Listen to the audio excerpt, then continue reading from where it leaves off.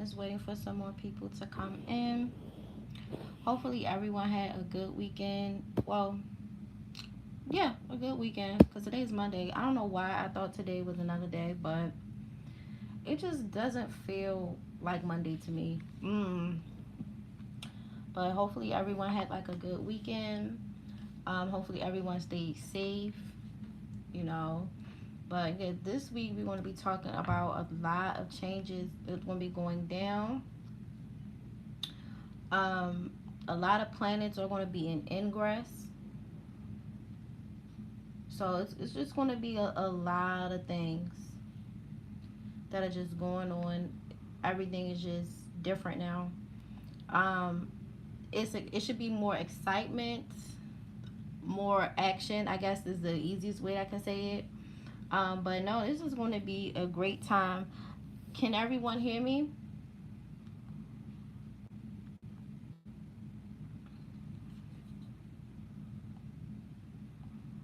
Let me know if you can hear me.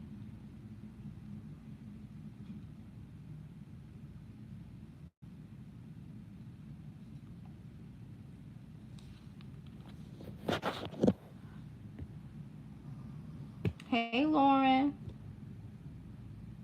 Okay, cool.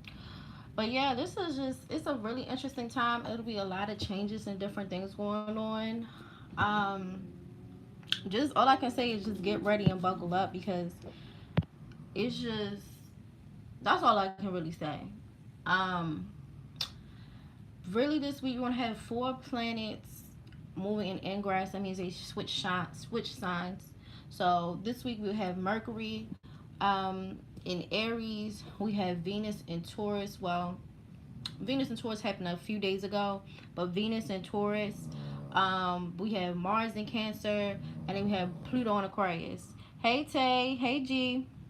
And so we have all of these things that are just swift shifting and changing and stuff like that. And we also, on top of that, we have the new moon tomorrow, and then it's the vernal equinox. So the equinox is tomorrow as well. So as y'all can see, this week is just off the hook, a lot of energy, all of these things changing, different things moving. It's crazy. It's crazy. So yeah, it's exciting because everything, we're going to be starting a new chapter in a lot of things, but sometimes change is hard to cope with, and some of the signs are going to obviously deal with the change a lot better than other people. Because of the notes that I had for this week and how long that they are, I'm going to do another stream tomorrow because tomorrow is the new moon in Aries. I'm going to probably have to break it up because the stream is just going to probably be really, really long if I try to like bust it all out tonight. So I'll probably just do the regular weekly thing that's going to go on, and then tomorrow probably just do the new moon transits and how all of that kind of affects everyone. Hey Dion. And just, that's what we're going to do because I don't really think I could kind of like morph all of these together because we won't be up here all night if I could. So this week with Mercury going into Aries, it's particularly today, this will be a lot of people making snap decisions. Your drive will be high. There's a lot of quick thinking, interacting with people with no filter, people who are impatient, angry, people who are speeding, people who make insensitive comments, issues with siblings, neighbors, and people in community. So this will also deal with rebellious speech, rebelliousness in general, fighting and getting into arguments, hidden forms of communication, or finding unique communication styles. So that's just Mars and Aries. That starts today. A couple days ago, we had Venus and Taurus, and it also conjunct the North Node. It's in domicile, so it's in a place that it wants to be in. So this will affect people's driving. So people now will have a lot more urge for security, and they want more steadiness. They want luxury, and they want to deal with things that deal with their self-esteem and their self-worth. The problem is that it aspects certain things, like Lilith, the moon, and the North Node this week. And so there'll be issues with people in their comfort, issues with competition, mystery around lovers, mystery around money, non-traditional lovers, and non-traditional ways to make money, or ways that the money does come to you. Um, or forms of comfort can come to you in like ways that you really just did not anticipate. We have the moon and Uranus in the North Node conjunct, and so when Venus conjuncts the North Node, art, love, beauty, and comfort becomes attached to our life purpose, and we heavily pursue these things. The downside is like when Venus and the moon come together, this can create aspects where um, we're having very lovey romantic relationships. They can be financial ease, easier things, stuff like that. And with Uranus attached, we can start to get lucky breaks. So they can come from money, or lucky breaks can come from non-traditional places that we didn't really see. The other side of this is that we can formulate quick friendships or quick relationships that we really didn't necessarily see as a thing. The only downside is as this transit moves away, we can start to see where maybe it was a love at first sight, or maybe these types of relationship dynamics aren't necessarily long term. We also This also can goes into money too, and so because there are non-traditional things in the mix, um, what you thought was a good money move might not longer be a thing. But overall, most of the stuff is pretty good, and so that's not bad, especially with everything that's going on with the economy. So I could see people getting a couple of lucky breaks, depending wherever you have these placements. So wherever you have Taurus, wherever you have Uranus, and wherever that is where you'll get lucky breaks, or you get an air of comfort. So yeah, it just really depends. Then we also have Mars and Cancer later on in the week in the 26th. And this is Mars and Cancer is in fall, and Mars really does not like to be in Cancer because it's not a necessarily self-centered or self-focused type of placement. And so what happens is in Cancer we deal with things like feelings and family and security and emotions and all this stuff, and Mars really doesn't like to really think about that type of stuff. And so Mars becomes weaker under these things. And so what we vie for now is for more emotional security. If Mars is in Cancer, you can also see family dynamics, or fighting and family dynamics, or love dynamics. Um, the other thing is that this could tie to your home, things that are hidden, ancestors, and all of these other things, or how other people's actions, that how they affect you. And so we could be having emotional responses to how other people are treating us. And so this creates an emotional drive. So it's no longer just a drive on your own, it's emotional drive. So yes, can it make you passionate? Absolutely. But can it make you more emotional than what you were used to? Absolutely. And so we want to see a lot more of that coming this week. And these can center around things, again, being fast-paced, anger, aggression, sleeplessness, and the drive for self-improvement. Be open to other people's viewpoints. Issues with reality, dreams, intuition. Try not to make any major decisions, which will work in your favor because Mars isn't a strong isn't necessarily like a strong Mars placement. It will be easy for you not to necessarily make those decisions anyway. So try to allow some of these things to pass, and then you'll see the truth as it goes on, because the Mars is also wrapped up into Neptune. And so a lot of times with Neptune, you really don't get to see the truth, or you don't get to see all of it until Neptune passes. So that's why you try not to make any major decision. Try not to be so emotional and angry, and try to be so fast with things. Just take your time and be open to other people's viewpoints, and just chill. Pluto goes into Aquarius on the 24th. I will be doing a deep dive in Aquarius. I'm still doing my research for deep dive into Saturn. I did post the worksheet up on Patreon so people can start thinking about their dreams and wishes and stuff like that. or what they aspire to or their inspiration. So by the time I get the rest of the stuff up and start working, they already kind of formulating it and they can start filling in certain stuff on the worksheet.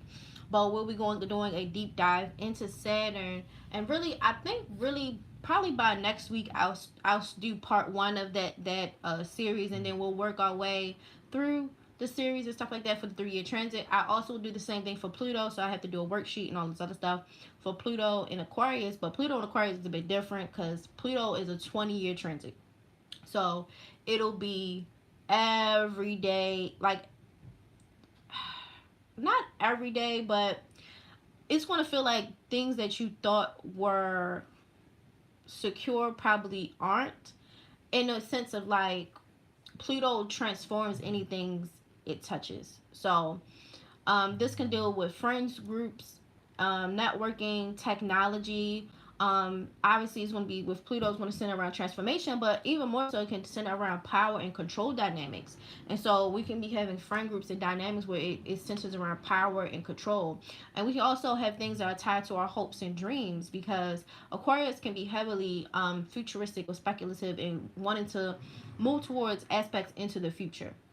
So we have causes and their influence. And so during the Pluto and Aquarius time period, and then these next 20 years, what we're going to see unfold is people be heavily attached to causes. So I don't know, save the whales, save the rainforest, whatever. But you also want to see the influence of people hyperly attaching to these things. And so maybe we're going to see stuff from BLM and the effect of that, or other causes that people attach to. Because like we talked about in a couple of streams ago, with Jupiter and Aries, people being more zealot and more fanatical in their approach to attaching to certain things. And so we're going to end up seeing a byproduct of people attaching to certain causes, and whether they had detachment, they just was like, look, it is what it is, you know, we have an issue in society and what can we do to fix it, or people being overly attached to it and possibly overly identifying with some of these causes to the point where it becomes zealot energy. And so when it first happens this week, we're going to see things that are tied to self-improvement, willpower, career, leadership, wanting to study more, communication, and really deeply learning about yourself. And so that's what the main type of vibe is going to be, and what people are going to heavily like center on as these aspects start to shift this week. We're also going to see stuff like early this week, like around the 22nd, dealing with emotional detachment or being too giving. And so either you want to check out, or you can be overly giving. And particularly in family dynamics, we can see dynamics of people being selfish, and we can see stuff dealing with mood swings. We can also see around the 23rd passionate actions and really pushing for emotional security. We also see a lot of subconscious triggers, emotions, and intensity coming out, dealing with controlling and manipulative family or women. And really design, again, emotional security during this week. And this will really center around, you know, some relationships will have a lot of tact and charm, and possibly getting along well with women. You can also see good or positive money transits like we talked about before, but there can also there's still conflict on the table, and there could be mixed emotions, and there could also be a lot of spending and wanting to change things in the home. We talked about the love at first sight things. We talked about it being emotional attachment, change, and people vying for independence. There's also a sensitivity to people, places, and things this week, and so you have to really watch out for negativity. Your sixth sense will be high, and there can be a strong urge to spend time with family and friends. And this is like around the 25th.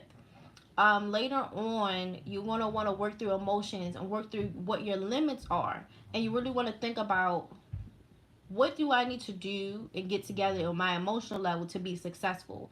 And so this could be cleansing the home, and having relationships that with women that can have a profound effect. And so we started off the early in the week or the day before getting into conflict with women, but now we're seeing how profound, maybe a couple days later, you see how profound the effect of this woman or family can have on you, especially with Mars moving into Cancer this week.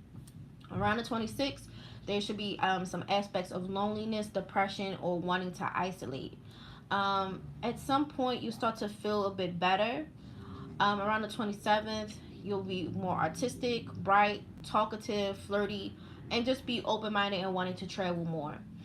And again, you'll still have that feeling to give to your family, buy, and feel indulgent, but you'll be a little bit less, I guess you could say, selfish, and there'll be less dismissiveness, emotional detachment, and overall highs and lows. There's still a vibe of moodiness and crying. There's like that sensitivity thing that runs down. So watch out for negative energy, people who would try to guilt trip you. Put yourself first. And there is a thing with improvement to the home. There's a mild aspect of possibly like water damage to the house. Overall, that's the vibe of the week. And any questions before we start getting into rising signs? Any questions? Hey Kona. Hey King Hebrew. Shout out to King Hebrew. That's funny. Any questions? Okay. So for this week, we are going to start off with some Sagittarius risings. And so for Sag, with all these planets moving around, Mercury will move into your fourth house. And so there'll be more emotionalism, especially around family and friends. This is a good time to squash some beef, especially dealing with home. And I know Mercury moves into Aries, but I mean, you'll probably fight a little and then you probably get along. It's kind of like all of that type of thing. So you probably will be squashing beefs because you're going to be fighting at home. Venus is moving into your fifth house. So this is love, romance, wanting the finer things, sex, creativity, parenting, socializing, habits, wanting to go on vacation. These are the things that you're going to be really moving towards, and that will give you more stability. Mars isn't going into your eighth house, so it's a lot of intensity, willpower. You want to wrap a lot of shit up. Downside, you can be very stubborn. Being your own worst enemy is really because you're so stubborn, nothing penetrates. Money will be on your mind, but try not to be too obsessed with getting money. As you can see, the weekly transits, money will come. It may be an unorthodox mean, or comfort, some type of comfort that can help you out will come. Not in a traditional sense, but you'll be okay. Pluto moves into your second house, and so getting serious about your values, your self-esteem, and your personal philosophy. What do I think? What do I feel? How do I see the world? How does all of this stuff affect me? And so it'll be a lot of transformation around these types of things. So there'll also be a bit of a issue with Mars energy. And so maybe when Mars moves into Cancer, where we talked about emotional security and emotional drive, there could be some uncomfortableness with dealing with the Mars and Cancer energy. And maybe because, Sagittarius really don't want to be that deep. But that it's going to require you to be less intellectual and to dig a little deeper than just bypassing things and just swirling off. So you have Fortune in Scorpio that conjuncts your ascendant, which can give you more hidden things or hidden revenue of willpower, and possibly being able to see very interesting situations before they take place. And so you might be able to peep some stuff quietly before they all pop off. Hey Alicia. So that's what I see just in general, like the trigger point for Sagittarius risings. Your Jupiter is still in the fifth house, so again, a lot of stuff dealing with creativity, romance, possibly pregnancies, investments, anything you invested in, but try not to gamble and base your decisions on facts and not hope. Your ruler of Jupiter, you have Mars, also attached to Gemini in the seventh house, so there'll be some restlessness. You could feel a little disempowered. It kind of just like all over the place. Have time to invest in partnerships, because the partnerships, it basically kind of feels like you're acting all over the place, like kind of acting opposite to how you usually would come off, how you usually would act. So it is interesting, but overall you'll be fine. Let me see. Let me get into this. Give me a second.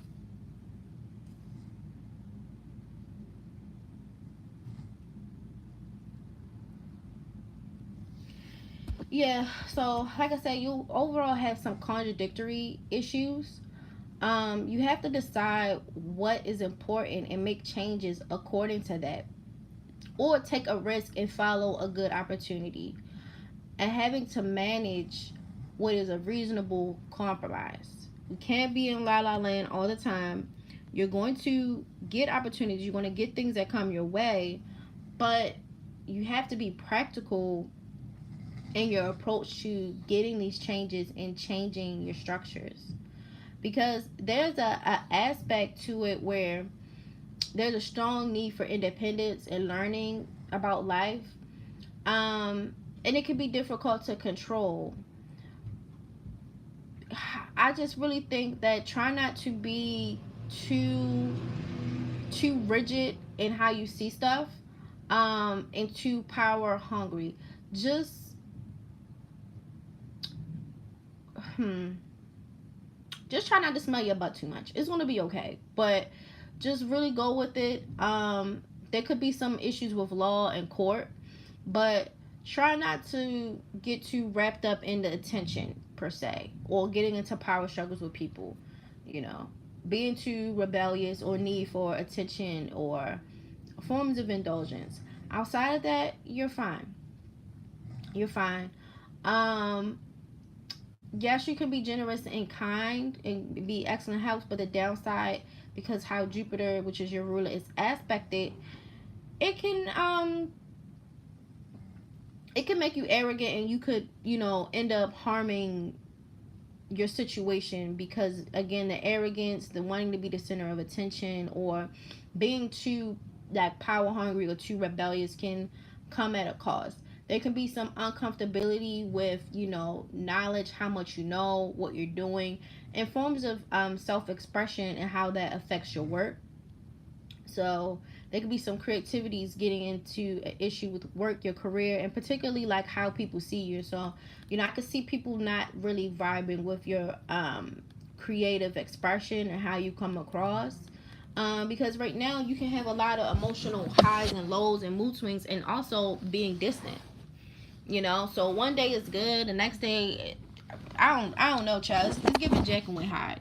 You just all over the place, and so I can see, you know, people really being uncomfortable with it. Like, girl, you like one day I come up here is this, the next day I come up here is that. Figure it out. You need to figure it out, and that'll be the main consensus, like in general for the week. Um, yeah, you just have to really you really have to figure this out, because it can really just affect all the stuff that you're really working hard for, because there's a ambitiousness that the Sag rising have. I could just see you undermining it by just doing a lot, you know. And I know, because the Sages are going to feel like it's a lot, but it's a lot. Trust me, it's a lot. Um, you'll be interested in thoughts and have a desire for knowledge, traveling, freedom of expression, and understanding your own philosophy, which will be great. But there'll be issues getting along with others, period, and this will be tied to how you're communicating and how you're interacting with people. You're gonna have a tough time. The tough change for y'all is like really learning to get along with other people. It's going to be tough for you, because where all of these aspects are moving is kind of hard. So Mars will move into, it's the seventh house with others. It's the fourth house with Aries, and so there's a lot of hidden aggression, and so you're gonna have to tap into, like, why am I so angry, why am I so aggressive? And so with Jupiter, Chiron, or conjunct Jupiter conjunct Chiron, there will be some issues with having to assert who you are with family, to assert who you are in your core. And so this could be issues with siblings and neighbors and boundaries and having to stand up for yourself. Who are you and what is my personality? What am I into? You know, what am I trying to really like do? Like who, like what am I really trying to like push for? Like this new, because there's a urge for like newness and transformation, but like what am I really trying to push? You know, what am I really trying to do? And so that's really just going to be the thing, you know, with you. Does it make it hard for you to get along with people? Yes.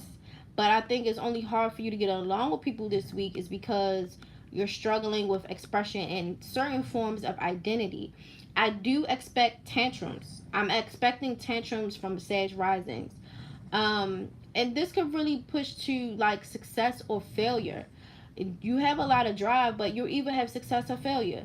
But you can come across even ruthless at times, and try to avoid these power plays. Try to avoid pushing yourself too hard, being too ambitious. Just overall drive with care, you know. But this, you're very emotional. You're very driven. Yes, you can get others to help you, but you don't have any patience. You're irritable. Try to avoid stress and try to compromise. At worst case scenario, at worst, if you can't even do this, because y'all, I'm telling you, the Sag is going to turn into little hot niggas. It's going to be out of nowhere. Lay low. And this is anybody with predominant Sag placements. If you can't chill, just lay low. Lay low. Try to duck as much stuff as you can, because they like, it's for them, it's hidden aggression. So it's in the 4th house, and so these are like, it's like a hidden aggression. So this could be aggression at home, but they can, it just be anywhere. And so where their aspects are, it can really affect a lot of things, you know. And as you can see, it can start to affect their reputation, their love life, you know. It's just spewing, it's spewing everywhere. Any questions, Sag risings, before we move on to Scorpio?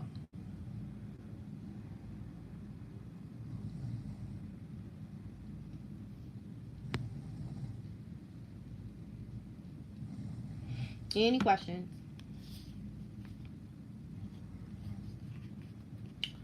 Okay. So for Scorpio risings, all of this stuff is about to occur. For your Mercury is moved to your 6th, your 7th, your 9th. Maybe like, was that Sag? Yes, Sean, that was Sag. Y'all went first this week. That was Sag. That was Sag rising. I just got in. It's okay.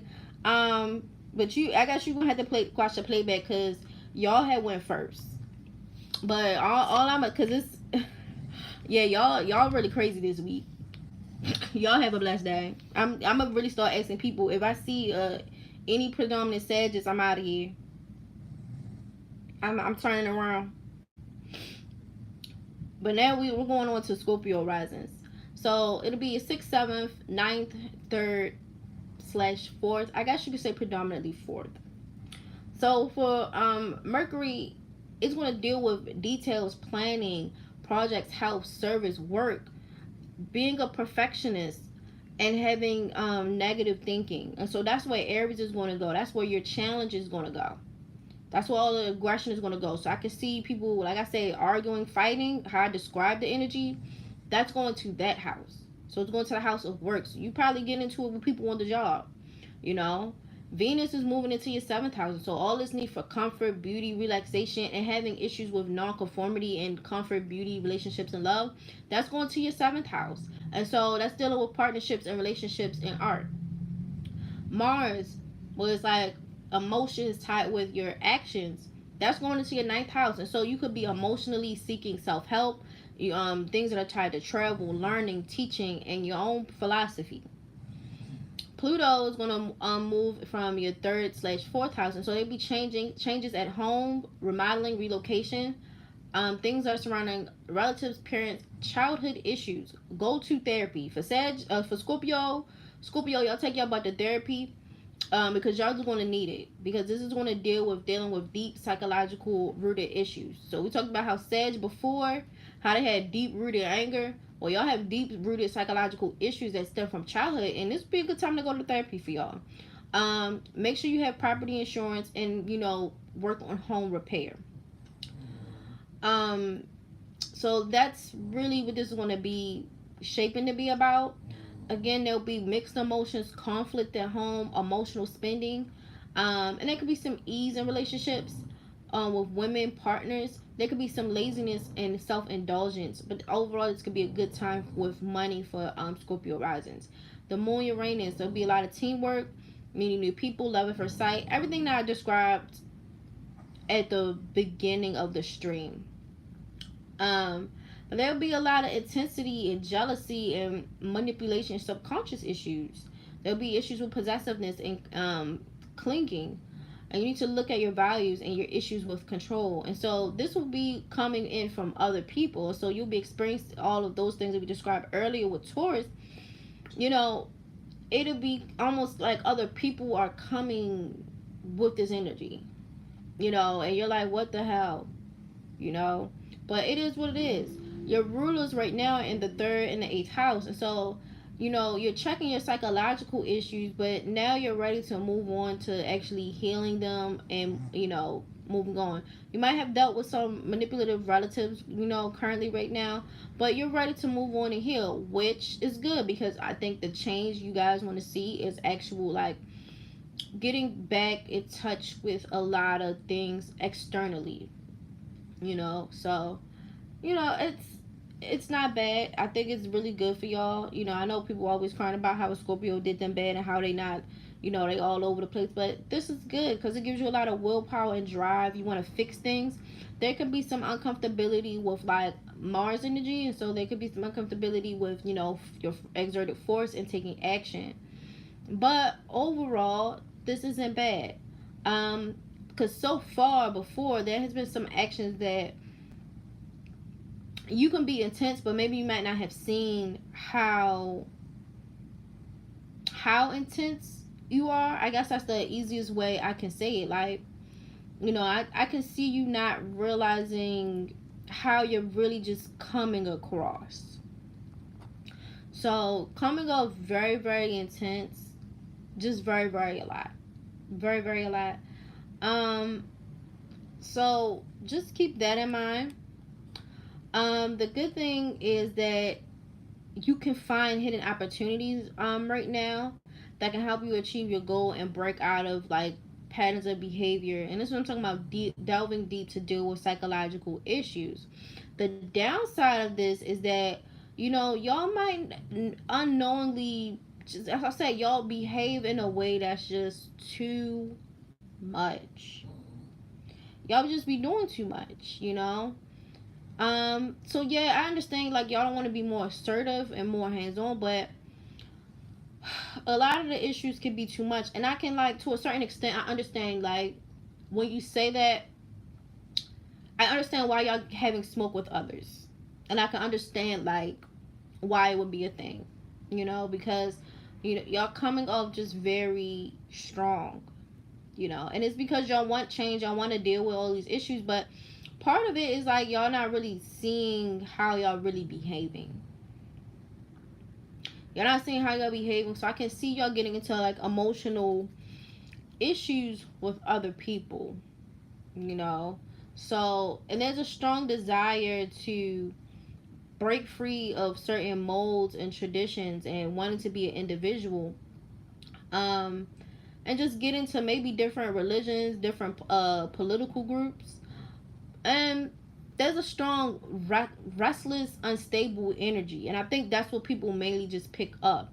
It's not that you want to change, it's that it's not coming off like, chicken noodle soup of the soul. It's coming off, like, messy, So they should be more practical, develop some practicality, so they can successfully, you can complete your plans and actually change, without being ghetto.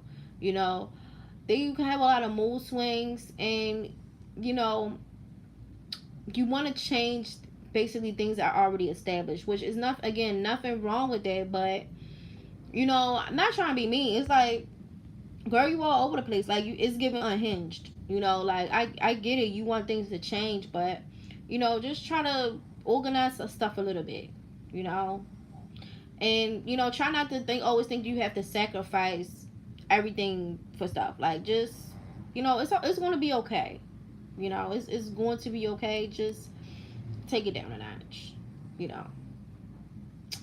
Um, by the 23rd, I could see y'all possibly getting into it with somebody. I actually could see y'all getting into it with somebody controlling or manipulative, or like getting into it with other women because of how it's expected. I really could see it. Like, y'all really just having smoke, and it could be general unease there. Um, Overall, that's just gonna be the 24th. Y'all, I'm gonna be real. Like, y'all just gonna have to hang it up for the 24th. By the 20, that's the 23rd. But by the 24th, you know, you'll be more responsible and reasonable in the fact that you don't know what you really want. So, like, you see how you was being ghetto this whole time, starting arguments, and then, like, by the 20th, for, like, a day later, you be like, you know what, I realized I didn't have to do all that. Like, I didn't have to snatch that lady wig off. I didn't have to cause a scene. I didn't have to do that. I realized, like, I want change, but I don't really know how I want to do it. That's really your main thing. That's why I say, like, try not to be so all over the place. Like, y'all just being messy. You know, like, try to, you know, keep it in, because it's like y'all, because like Scorpio is such an extreme sign, and so sometimes the passion of all of it is just slipping everywhere, and so like y'all just try not to do so much. But later on the week, you will have clarity. Like, you know what, I didn't have to do that. I didn't have to do that, and you know what, I realized, like, yes, I want things to be different, but I also realized, like, I don't know all of the things that I want to change. I know that I don't want to stay here. And you know what? That's good enough to start. That's a good start. You start there. And so for that fact, you know, they don't know what they want. And so try to drastically change their personal lives. And so these reformist ideas, like, you want to reform things, but they lack foundation. There could be feelings of uniqueness and exclusivity, and being like, nobody can really just copy me. Like, bitch, I'm unjockable. Like, that's how y'all feel. Like, y'all feel like really nobody can, like, really copy y'all. Like, everything I'm doing, I'm just so unique, and I'm really that girl, and blah blah blah blah blah. It's really that. Y'all just y'all being kind of difficult. I feel like that's where y'all being unreasonable and difficult this week. I'm gonna be real. Like, I think it's that y'all want to change, and y'all don't know where y'all want to change, but it's not like y'all like a Libra. Cause see, like, I could see a Libra, you know, they want to change, but they don't know how to change. I don't see them doing all of this. I don't see, like, y'all not like a relaxed sign. They're not a Libra, so like, I could see really like the Scorpio risings really just getting busy this week, like really doing a lot. Really. That's really the only way, because like y'all have an air where, like, you know what, like, nobody really can tell me nothing. I know, listen, it's a lot of that. It's a lot of that. But the thing is like, because y'all lack structure and foundation, and there's a lot of like imagination and almost like fantasy and delusion running around, and being just impractical, y'all might have to do a lot of things over, because y'all are very, like, how the Sagittarius was angry, like they got all this hidden aggression just came out of nowhere. I could see y'all having to do some stuff over this week, because y'all, one, didn't know really, y'all want to change, but y'all really ain't had no plan. So let's start with that. And then y'all also starting shit, like y'all kind of acting very chaotic too. So just prepare, like, y'all might have to do some stuff over. Just, it is what it is. Y'all just might have to just redo stuff over, because like, it's, y'all want change and transformation, which is like a very Pluto concept, but there's like a level, as the week goes on, it becomes a level of uncomfortability with Pluto things or dark things, which is weird, because you're a Scorpio. That's the weird part. That's the weird part. So there are some signs I will say this week that there's an uncomfortability with kind of being who they are. So maybe your actions and the transformation you're seeking really aren't harmonious. So there could be some disharmony because Pluto is going into your third house, and so there's some things you're changing about your neighborhood and everyday life, and they're just not adding up. And you don't need to tear up like your foundation in every day. There'll still be some issues with deep psychological issues that you're experiencing with the whole day and getting along with people. And towards the end of the week, again, there'll be a lot of restlessness, and there'll be like emotions versus logic. You'll be running a lot of errands, but it's just very intense things. And so this will be very intense communication styles, expressions. There could be a lot of manipulation in how we having these conversations, especially with siblings and relatives and neighbors. And so again, the vibe for independence, a mental and physical recovery, because that's really what the drive is. It's just you're starting a lot of things. It's very strong but sloppy because you don't really have any aim. You're just aimless, which it's kind of weird because most of the time when you see these types of signs, even though Scorpios are emotional, they are kind of meticulous in the fact that they sit around and they think. That's kind of like having like an aimless Virgo. It just doesn't happen. They are very meticulous in thinking about certain things. And so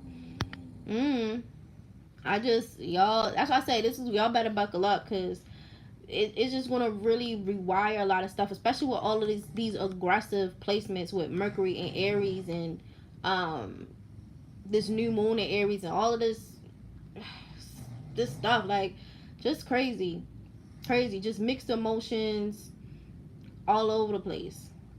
And so it really just want to try to work through all of these passionate feelings that you have. And I'll say this to be fair to Scorpios, there's really no meek or mild Scorpios, because that sign doesn't really rule meek or mild. There's only two options for a Scorpio, and this is realistic, and anybody with a predominant Scorpio placement, if it's very strong or you have it in your inner planets and blah blah blah. And inner planets being your sun, moon, Venus, Mars, I think that's it, sun and Mercury. There you go. There's either, the two options you have is you're either biding your time until you can get where you need to get and line all your pieces up, or you're being suppressed. There's a suppression of the Scorpionic energy. Something is oppressed over there, like you down bad. That's it. Those are the only two options.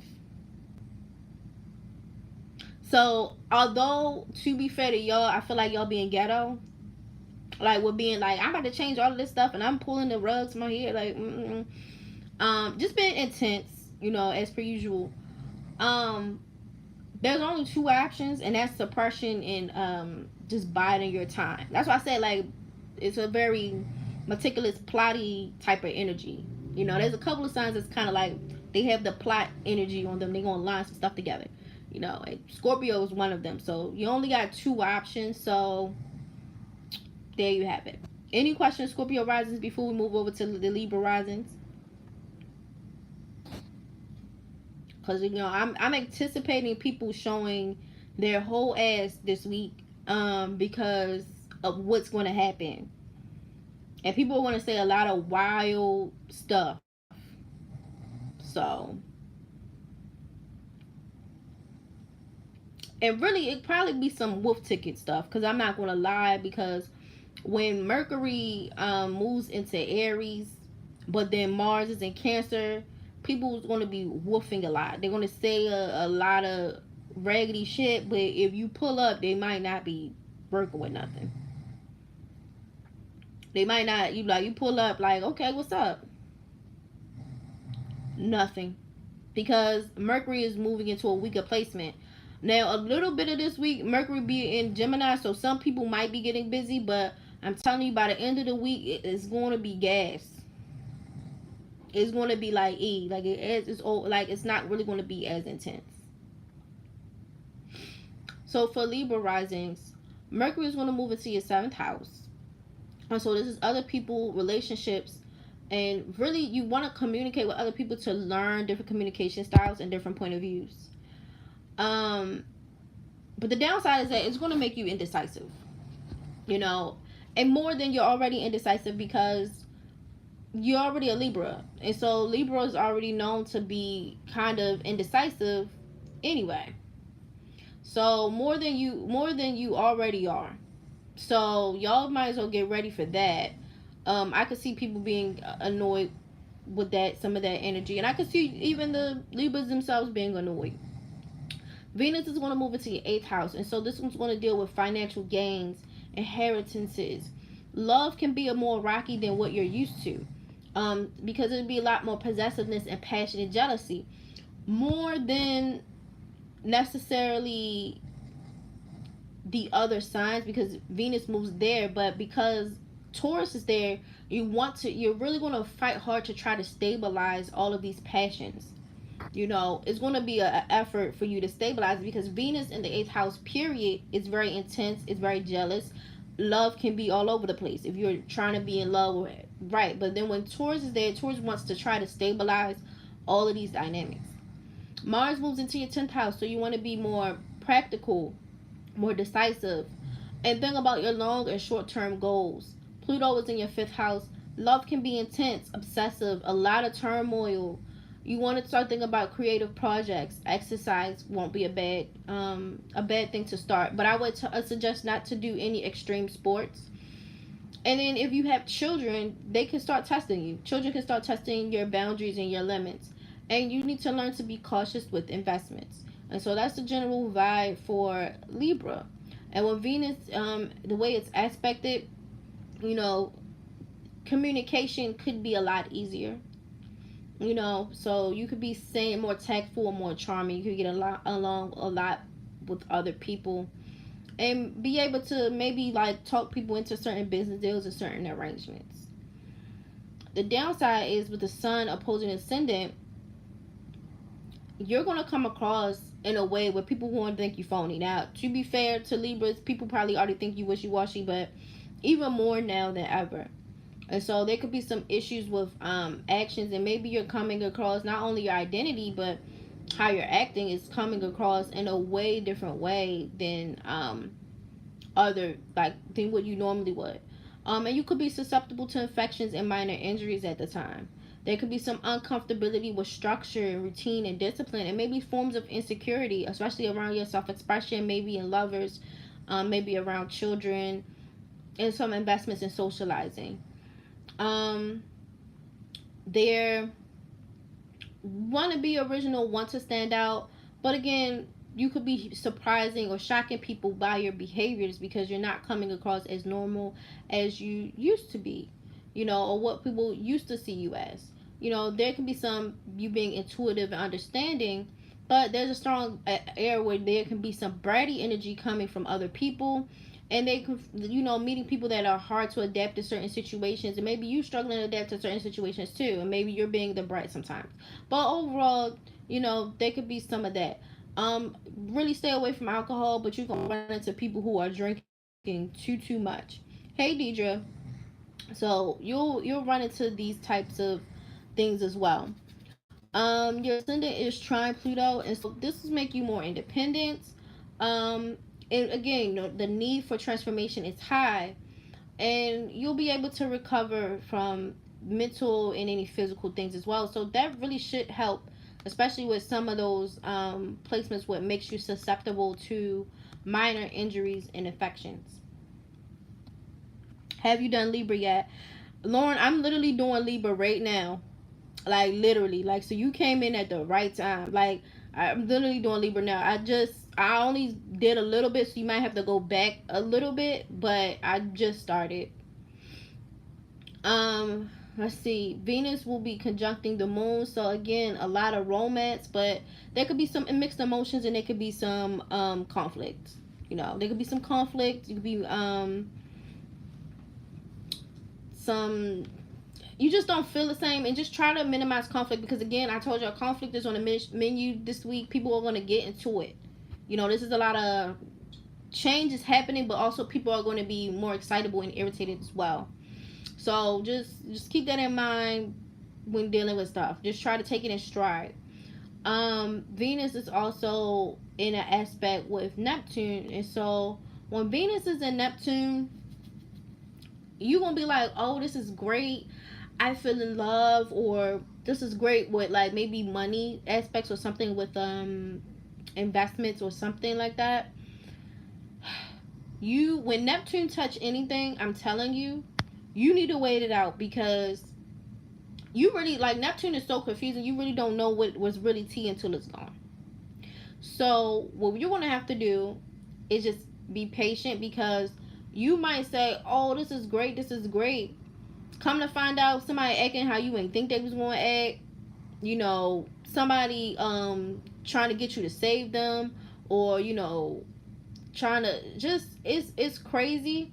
But I can see you idealizing love, or idealizing like a financial opportunity, because this is great for creativity and romance. So some of your stuff should be coming back. I know the Libras have been having an issue with maybe forms of creativity and maybe sexual expression, because I'm sure like y'all, because where Saturn is, it's plugging up right on all of that, your sex life, all of that.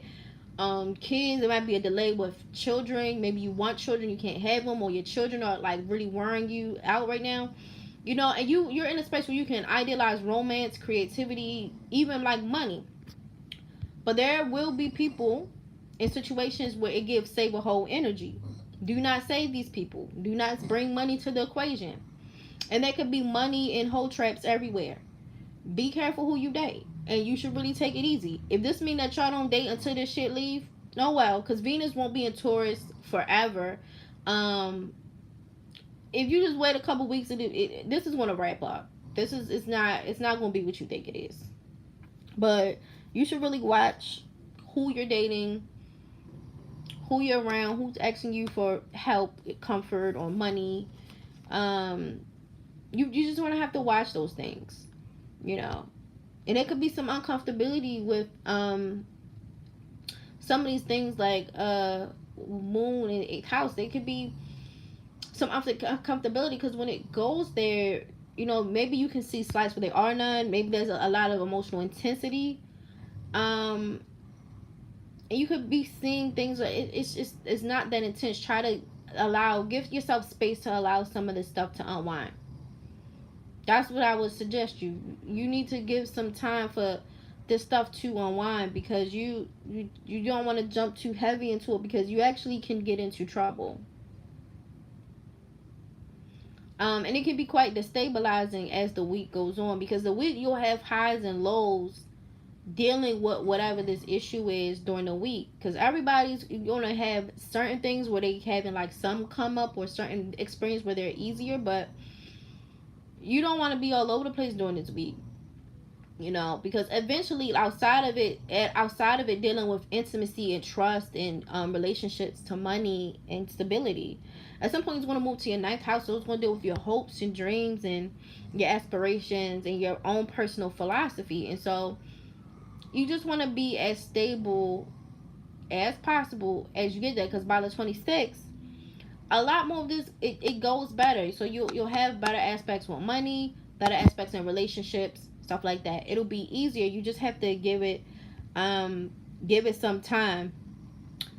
I literally got in a relationship yesterday. Ella Femeo. I'm scared. Oh my god.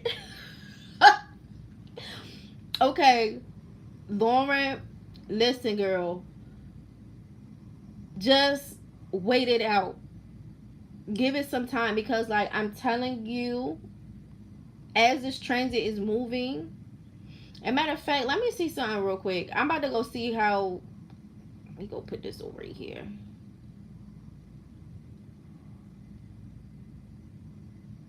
I'm about to check something real quick, Lauren. Hold on. Because I have to see how long this is going to be.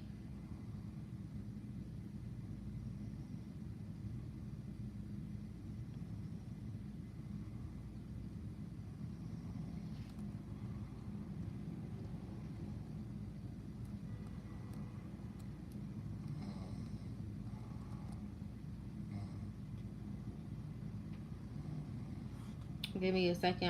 I'm looking up. I'm trying to see if I can find the aspect real quick to see how long it's going to be in this sign. Because that's, you really got to be waiting it out.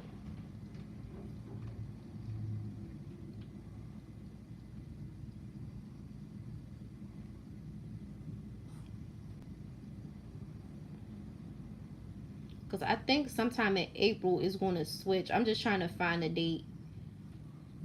Okay, so the 12th.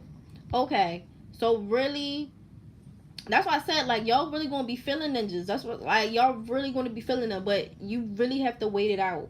Like, you really have to wait it out. And just give yourself some time. I would just be very careful navigating that. Just be careful. Just wait for the, I'm not saying you waiting for the shoe to drop, but like low key, high key, wait for the shoe to drop, because you're waiting for somebody to show you something. It's best that you know now, and hopefully y'all haven't exchanged any money or any of these things, because you really have to be careful. Just be careful, because they're going to show you something this week. Whoever you with, if you a Libra rising, they're going to, who you with, they're going to show you something about themselves. Now, if it's something that you can deal with, it's up to you. But there could be a lot of deceptions and people playing games this week. So you need to, Miss Lauren, you better be very careful. I would suggest you to be very careful. And there's really like no easy way for me to say that, I haven't changed any money. Good. Because it's not just money, it's also because it's affecting where your money is, but it's also aspects of like sex and sexuality. So whatever is going to happen, you're going to have some shift in your sense of faith, and you have to be careful. You don't want to make yourself vulnerable where people can affect the type of faith you have in your life or about yourself. That's the best way I can feel like I can explain it. But yeah, and then Venus is conjunct not Neptune, Uranus this week. So when Venus is conjunct Uranus, there can be a lot of changes in relationships shifting around. And this is just in general. I talked about this earlier in the stream. But in this regard, for you, this also could possibly mean a breakup too. So I'm not saying that that's what's going to happen for you. But there can also be like somebody showed you something, so you might have to be like, ground rules right now. Nope. So like we'll be seeing that too, but I'm gonna be honest, it's a lot of Aries energy. So I how can I say this? I anticipate there being an argument, because even if it's not romantic, like everyone has an argument up on the chopping block this week, because of where all of the hot energy is going to be at, and it could be in communication. So it's in Mercury. The good side is that Mars is in Cancer, so it's weak. So people will be doing all that woofing. They're gonna be selling woof tickets. So they talking a lot, but that don't mean they bout nothing. But I really just want to keep you understanding this, because there's an aspect in here where love can need some work to get to it, because Venus is in a semi hard aspect with the MC, or like how you come off, or your career.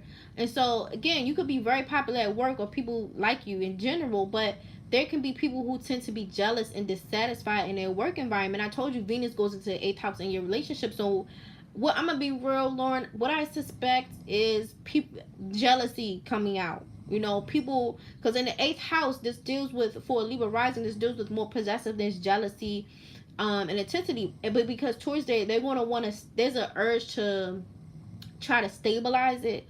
But I'm telling you, try not to save a hole. Try not to make excuses. Literally take a step back and just see what the situation is. See what the situation is. Because there's be some energy by the end of the week. You're going to want emotional detachment. Whatever that is. It could be the breakup or not. I don't know. But there's going to be some issues with fortune, luck, money. And there could be some relationship issues. Because just how Venus is aspected for the Libra rising. There's a little bit of conflict. You're going to have to put in work. But depending on whatever the conflict is, you know, it will determine if the work will be put in. Or if you're ready to get out of there. Because some of the girls are running away. Some of the girls are just leaving. Okay? Any questions, Libra risings, before I move on to Virgo?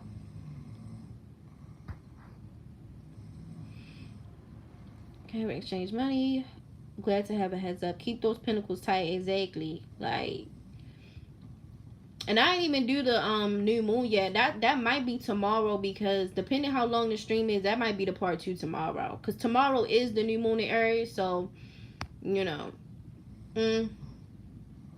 But very interesting energy, because we're on a new lunation cycle. So this is all cardinal signs. So this is all Libra, Capricorn, Aries, Cancer energy. Very strong. And so about initiating things, the spark, the plug, all of it. So that's why I say it's a hot moon cycle. People want to be getting into it. It's the equinox too. And so you're starting the zodiacal new year. Did you do Taurus yet? Not yet. Taurus is towards the end because of where I started, how I started it.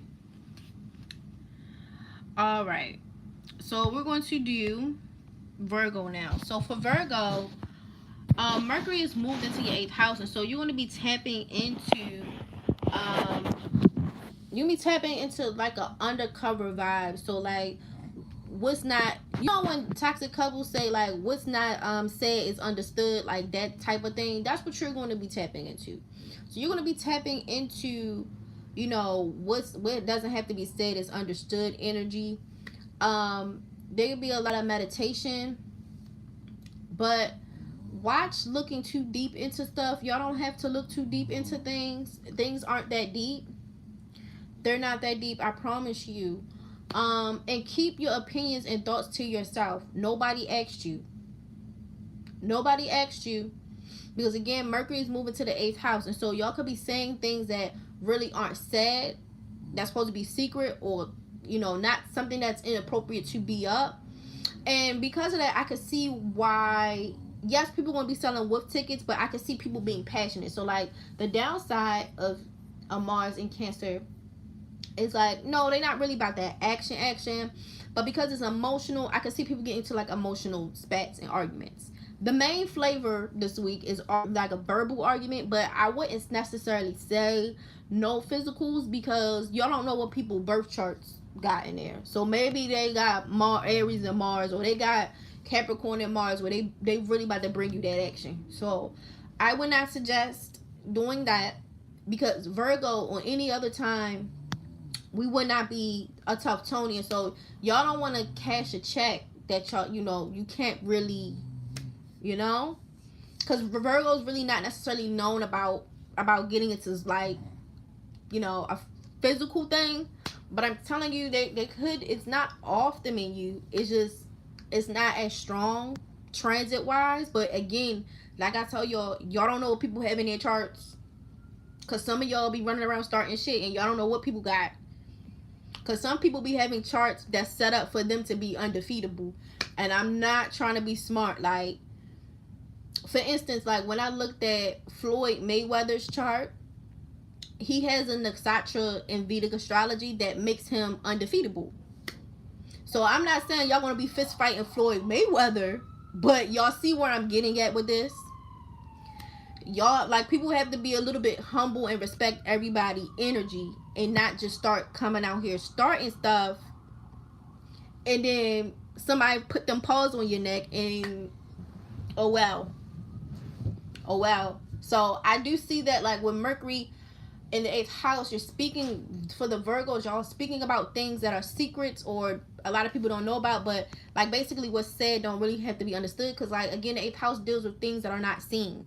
So y'all speaking on things that are not seen, like that's hidden, or no internet beef precisely. But honestly, Dion, I'm gonna be real, I can see people getting into internet beefs a lot now because Mercury is moved into Aries today. So I can really see people really coming with the smoke. Chiron's in the 8th house, and so this deals with manipulation, abuse, violence, intimacy, and trust. And so making sure we're not violating not only our own like energy with like people being manipulative, abusive, or whatever with us, but making sure we're not doing that with other people too. You want to come off trustworthy. Just because we see something, that don't mean we need to say it. It's very simple. It's what your mom used to say back in the day. If you don't have nothing nice to say, you don't say nothing. Okay? Now, if somebody say something to you, wherever you want to go with that, you can wrap it up. Now, your Venus will be in the 9th house, and so this will be a lot of luck, a lot of independence, and some of the things you're trying to get into with love and finances with the Virgo risings, it could be kind of fly by night type of energy. Which can make you lose because you have a sense of adventure. So you want to take risks, you want to gamble, you want to don't do that. Don't do that. Try to externalize the adventure. Don't try to have adventure like, ooh, I'm about to be spicy, I'm about to take it. No, don't do that with love and romance. Go actually on a trip. Go do something adventurous. Don't try to spice it up with investing in stuff or spice it up in your relationships. That has no place there. And that actually will probably get you into more drama and trouble than necessary. Because like I said, it's a space of trust. And so you want to come off trustworthy. Y'all don't want to start all this and come off untrustworthy. Or put yourself in a situation where you feel triggered to manipulate and lie. Because if you do that in romance and you do something inappropriate, you might feel triggered to lie. So like, let's not put ourselves in a situation where we feel triggered to lie about something or be manipulative or violate people's trust and intimacy with us. Hopefully that makes sense. Mars in the 11th house, this was with groups, friends, unusual interests. You're going to be, again, adventure is going to be on high. Independence is going to be a high. You want to be serious about what your priorities are. Try to accomplish a lot on your wish list. Try to focus, because there's going to be a lot of distracting energy because you want to have all this adventure. Really try to get serious and focus on what you need to do. Not all this running around. Pluto's in your 6th house, and so there can be power struggles at work, power struggles in your day-to-day routines, and so you don't want to burn any bridges at work, and you can trigger a job loss. You can lose a job fucking around. You can lose a job fucking around. That's why I said when Mercury moves there and there's a lot of aggression and tapping into the undercurrent vibe and sharing unnecessary opinions and thoughts, y'all gonna be starting a lot of bullshit at work. And I just want y'all to just keep it down. Now, people can start with you too because everybody's under these influences.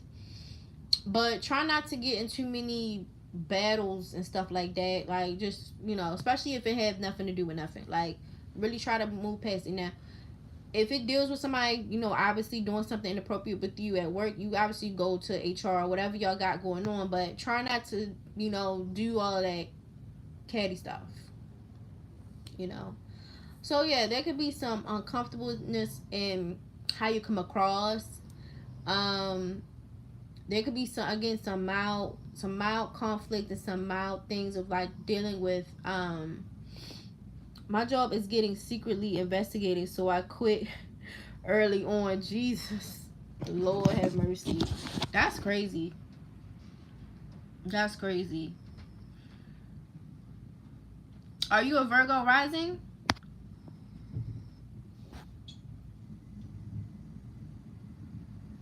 Are you a Virgo rising?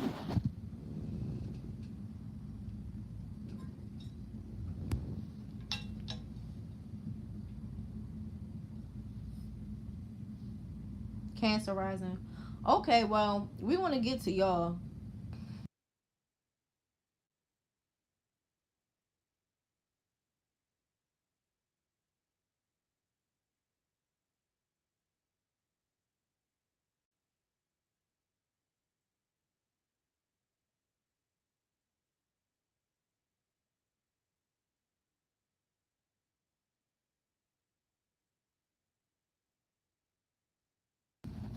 Yeah, I had to mute the mic. I didn't want to be gulping in your ear, being ghetto, gulping all loud. I'm recovering from my idea of March, which occurred thoroughly. Wow.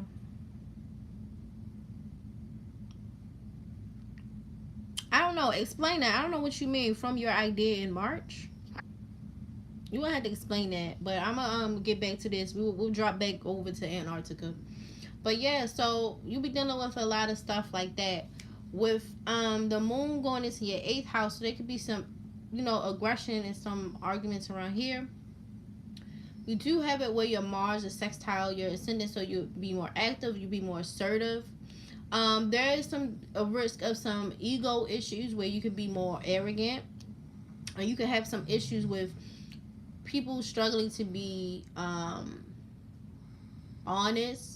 There could be some lies and deceptions of people being hardworking, and you can feel uncomfortable at work and feeling unease at the change and the power struggles at work. you know so that's what I generally see for the Virgo risings. Let me just go down some more to see if see the rest of the notes real quick. Hold on, guys.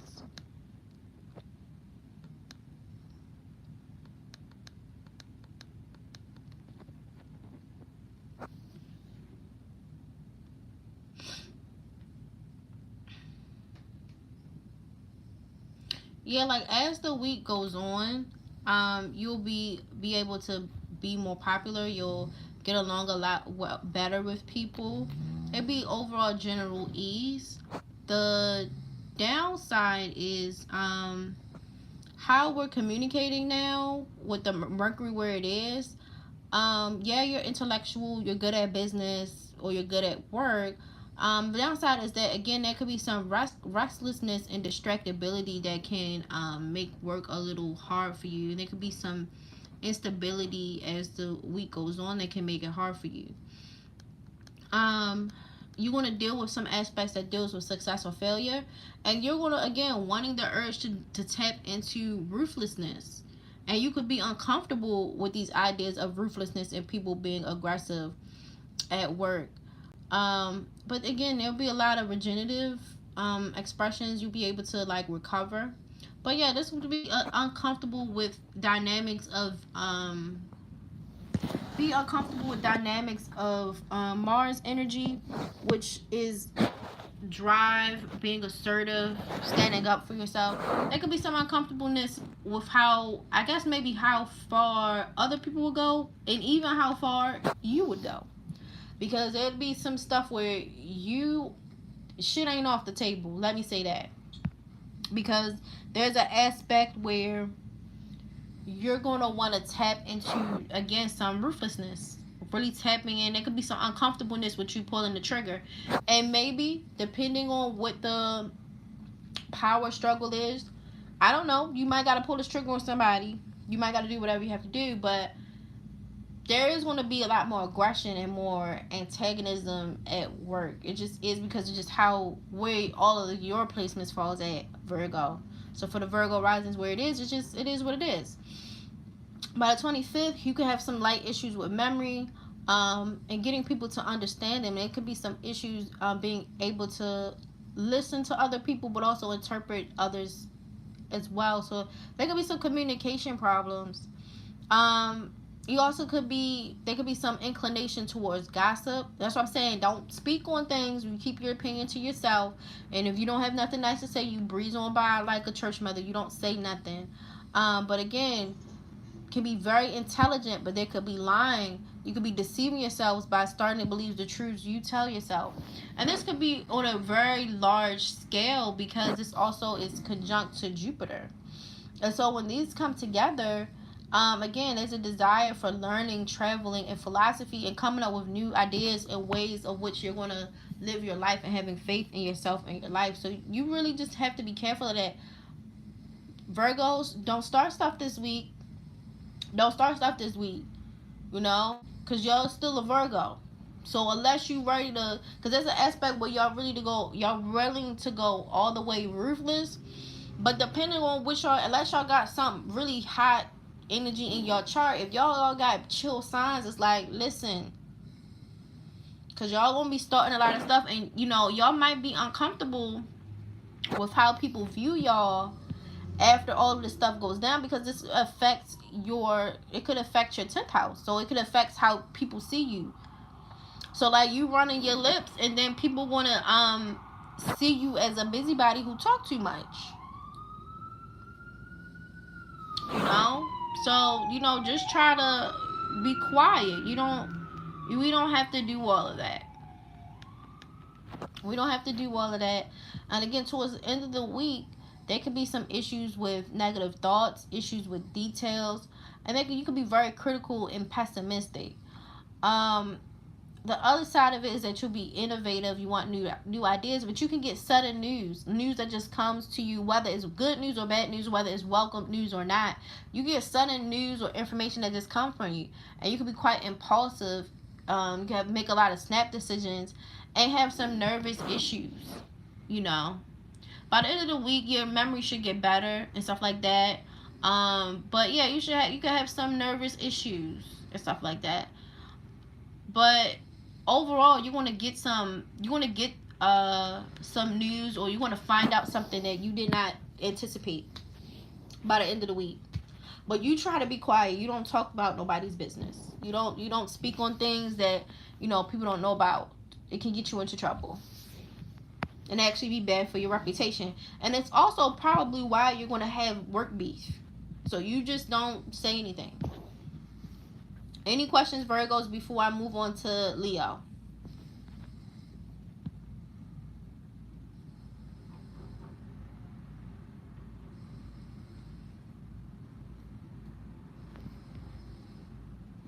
Oh, the eyes. Oh, yeah. All right, so for Leo risings, Mercury's going to move into your 9th house, and so this is going to deal with dreams, visions, learning, traveling, talking, all of that. Your head's going to be in the clouds, right? Venus moves into your 10th house, and so this is going to deal with money, status, drive, relationships can take you very far. And so working with others and how well you can get along with people can help support your dreams and help catapult your career and whatever type of drive and ambition you have. Mars being in the 12th, because this is going to move into your 12th, this can make you sympathetic to other people. Chill on that. Teach them how to fish. And so you know how they tell you in church when you have to teach people how to fish, like that parable? You teach them how to hustle. You don't hustle for them. Okay? If somebody say I need help, you be like, okay, well, I need some money, blah, blah, blah, blah, blah. I might not have it, but I know who's hiring. Y'all get what I'm saying? Or I might not have it. Such and such said, if you could come to this place, they pay you under the table or something to work these all hours, or they got a little gig for you set up somewhere, or you can come up here, bust these hours out, and you'll have the money. That's what you need to do. That's what you need to do. Or you know what? Look, I need help with blah, blah, blah. Look, I can't do it, but I can teach you how to do it so you can help yourself. Or I can show you where you need to go so you can go help yourself. That's what y'all need to do. Because you can get caught up in other people's mess that you can lose stamina and you lose confidence. And worst case scenario, if you really have this itch to be a service to somebody, y'all go to charity or something. Go volunteer somewhere. That's what y'all do. But you don't start fishing for people. You don't start hustling for them. Now, exercise is really good, and dreams can be quite informative at this time. So dreams can tell you a lot about what's going on. Hold on, guys. So yeah, that's what I would suggest. Pluto moves into the seventh house, and so this can build up a lot of resentment in relationships. So like I said before, you don't do nothing for people. People can really have smoke with you, you not know it. You doing all this work for people, a lot of resentment. So a breakup, or you falling out with people, ain't too off the menu. That's why I said there's a lot of changes going on in some people. What they say, the 75th Hunger Games. Some of you may die. All of that from Lord Farquaad from Shrek, where he was like, some of you may die, but that's the chance I'm willing to take. It's giving that, because there could be a lot of resentments, a lot of stuff like that. Avoid partnerships. People be a whole nother nigga than you thought. People be something else than what you thought it was. And actually, a good example of that, I'm gonna give you a prime example of somebody that I know, because I had looked in their chart before, and it popped up. When I did the whole Meg the Stallion thing, and I looked into our chart, she has this in her chart. So Meg have it where she can make friends with people and go try to have relationships and work out stuff, and they just switch up on her.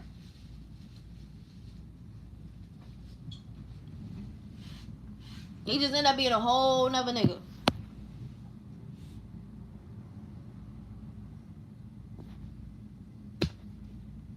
So, with that being said, y'all have to be very careful. Yes, y'all do have Lilith in the first house, and so this allows you to win against competitors and people.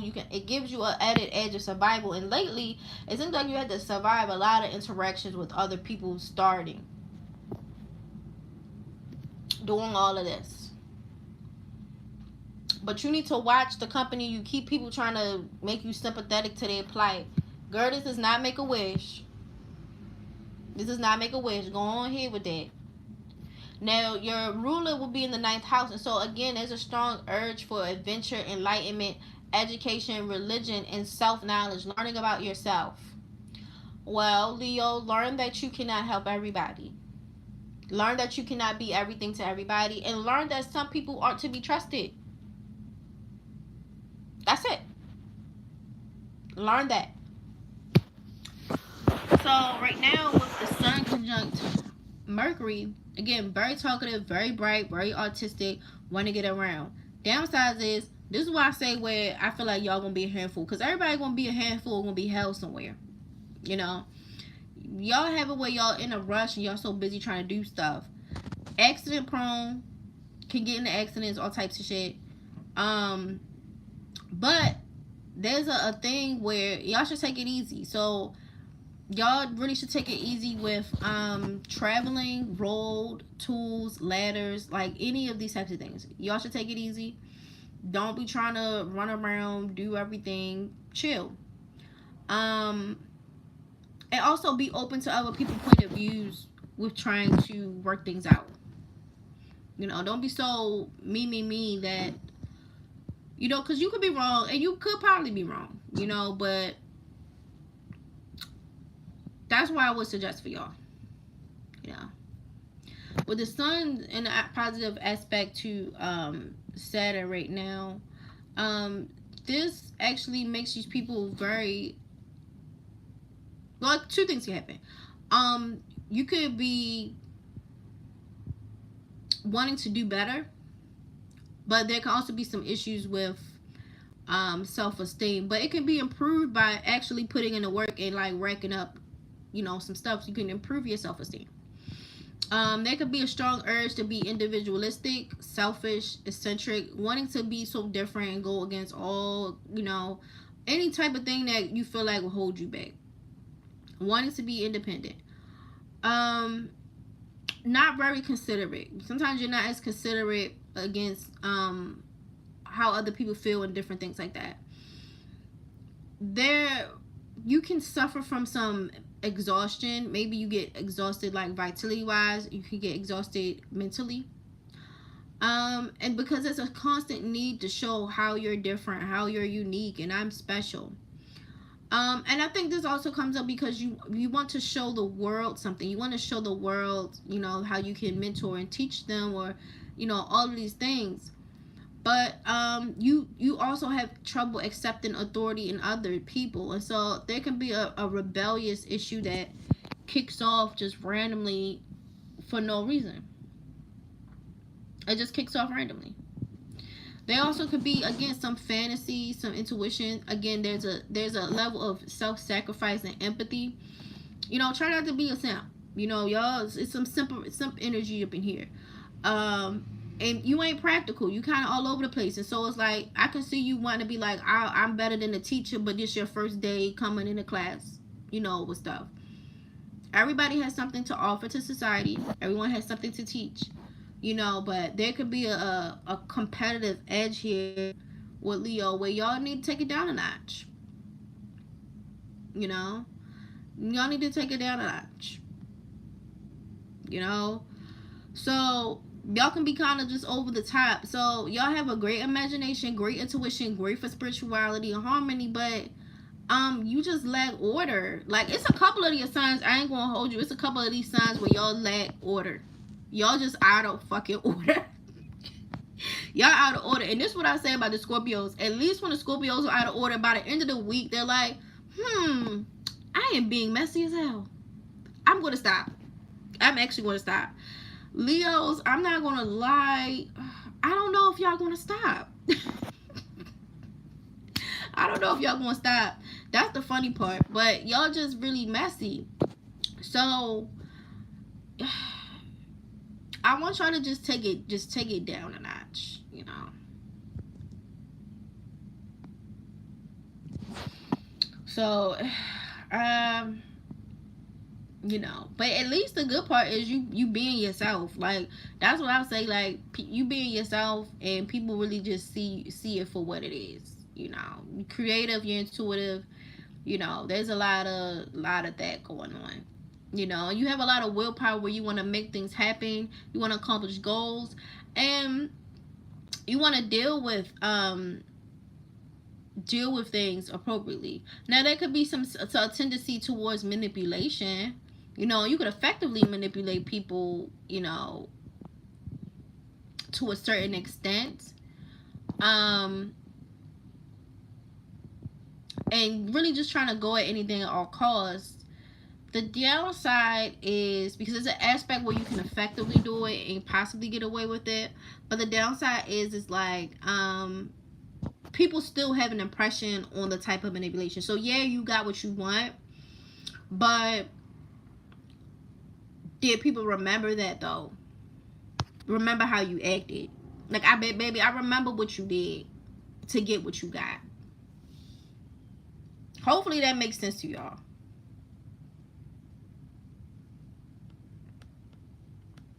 Hopefully that makes sense to y'all. Because I remember what you did to get what you got.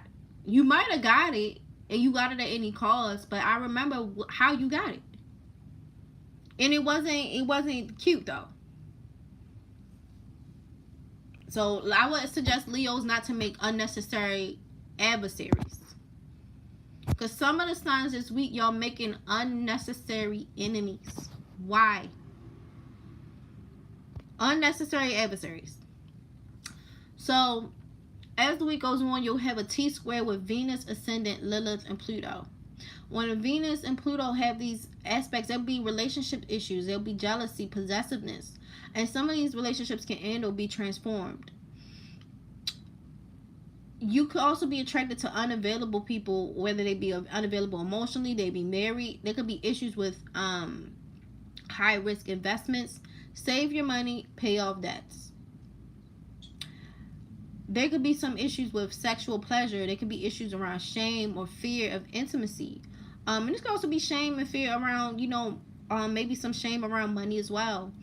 And so there could be some inhibitions, you know, and so it'll be things around mystery versus comfort, or mystery versus love, you know, wanting to do that, or, you know, your own personal darkness against comfort and love, winning versus love and money, and issues around self-worth and your own hidden motives. Who is the real you? Who is the real you? And I suspect, while looking at some of these, with Pluto and Lilith deals with competition, insecurity, violence, obsession, and also like dark erotic, that like dark sexual thoughts that you really don't tell anybody, or dark erotic things. I suspect as you cut up, maybe you discover things about yourself this week. As you show your tail, you will discover things about yourself that you probably keep repressed. And I'm gonna be fair, you might be ashamed with how your behavior goes off this week, but I feel like you're gonna learn a lot about yourself. You're gonna learn a lot about yourself, because it's gonna, by the end of the week, it's gonna create a cradle, and that's gonna be with Lilith, Pluto, the Sun, Neptune, Mercury, and the Moon. And so this will deal with your intuition, your identity, your creativity, emotions, dreams, how you communicate, your own willpower, being nurturing versus being fierce, and any deep psychological themes around here. And towards the end of the week, Sun will get away from Neptune, and so you'll be able to see your identity more clearly. There'll be less confusion around your identity. There'll be less confusion around your identity, who you are. This is Leo rising. That's why I said everybody, y'all notice it's a hot energy this week. That's why I say everybody, because all of the changes this week with all of the planets moving around, y'all, baby, y'all is acting up. Y'all are acting up. I think most of y'all are going to be in for a rude awakening. Baby, people are acting up. People are acting up. Now, because I'm already at like 90 minutes. So, the new moon is tomorrow. I could see me doing possibly the new moon one tomorrow too. Because I'm already at 90. And I'm already at Cancer. I ain't even really get through all the girls. So, like, I'm like, because I'm about halfway through. So, I was like, I could see me doing the rest tomorrow, especially with like what the moon is going to activate, because the moon is going to activate a certain house for everybody. So that's what I'll probably do. We'll see how I feel. If I still have the energy, then I'll do all of it today, but we'll see. All right, any questions, Leos, before I get on to Cancers?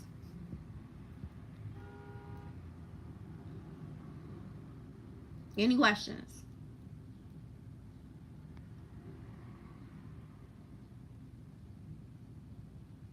Okay, so for Cancer risings, Mercury will be in your 10th/11th, so there'll be concentration, practicality, career, long-term goals, bosses, dealing with bosses, or you wanting to move up as a boss yourself, and starting to lead projects and do more creative things. So like you want to step up, like mentally you want to get into more challenging things.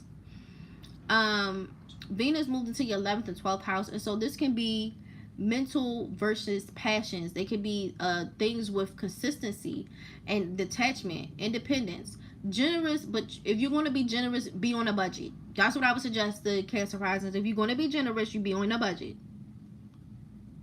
So like where the other signs where they be like, oh, I'm gonna help them by, I don't know, I'm gonna do their homework, blah blah blah. No, you actually find them a tutor. You tutor them so they can do their homework. For y'all, y'all could technically do your homework, but y'all have to keep in mind moderation. Please don't do too much. Please don't do too much. But the Cancers have it where if they want to do that, like be generous, you can, but just within reason. Be practical. That's it. Be practical. Be practical in the ideas around love and money. That's it. Be practical. Mars moves into your first house, so you're going to have a lot of drive. But I'm going to be honest, y'all might not have no common sense. You have a lot of drive, but no common sense. And you could get into accidents. So, again, try to think, be practical. I'm going to keep saying that because it seems like that's the name of the game for Cancers this week. Be practical. Be as practical as you can. Like, actually, this is what I would tell you. If you take the situation that you're in and you imagine someone else came to you and said the same thing you're saying about your situation, what advice would you tell them? That's what you would do. You be practical. Okay? So that's what you'll do. So this week, y'all just keep that in mind. I'm going to be practical. That should be your mantra. Pluto moves into the 8th house, and so you're going to want to pay off debts, maintain financial freedom if you have it. Money can be funny, whether it's good or bad. So you can get money really quickly, randomly, or you can just have a downturn randomly. So try to, and this is based on the aspects in your own charts, depending on what you have in your own chart. So if the money is funny for good or bad, depends what you have. So always read the fine print. You know, you can have a little bit of luck, but just keep that in mind. The moon will be in your 11th house, so this is going to prioritize friendships, detachment, leaderships, your hopes, and your dreams. Okay? So yeah, that is really the vibe so far. So y'all have some aspects that are pretty harmonious. And so when you have like the moon conjunct Mercury, you'll be very persuasive and you'll be able to get people to help you or to understand you quite easily, especially if you're having emotional conversations. And maybe there's some aspects where you can think clearly about emotions yourself. The downside is that y'all can be a little gossipy,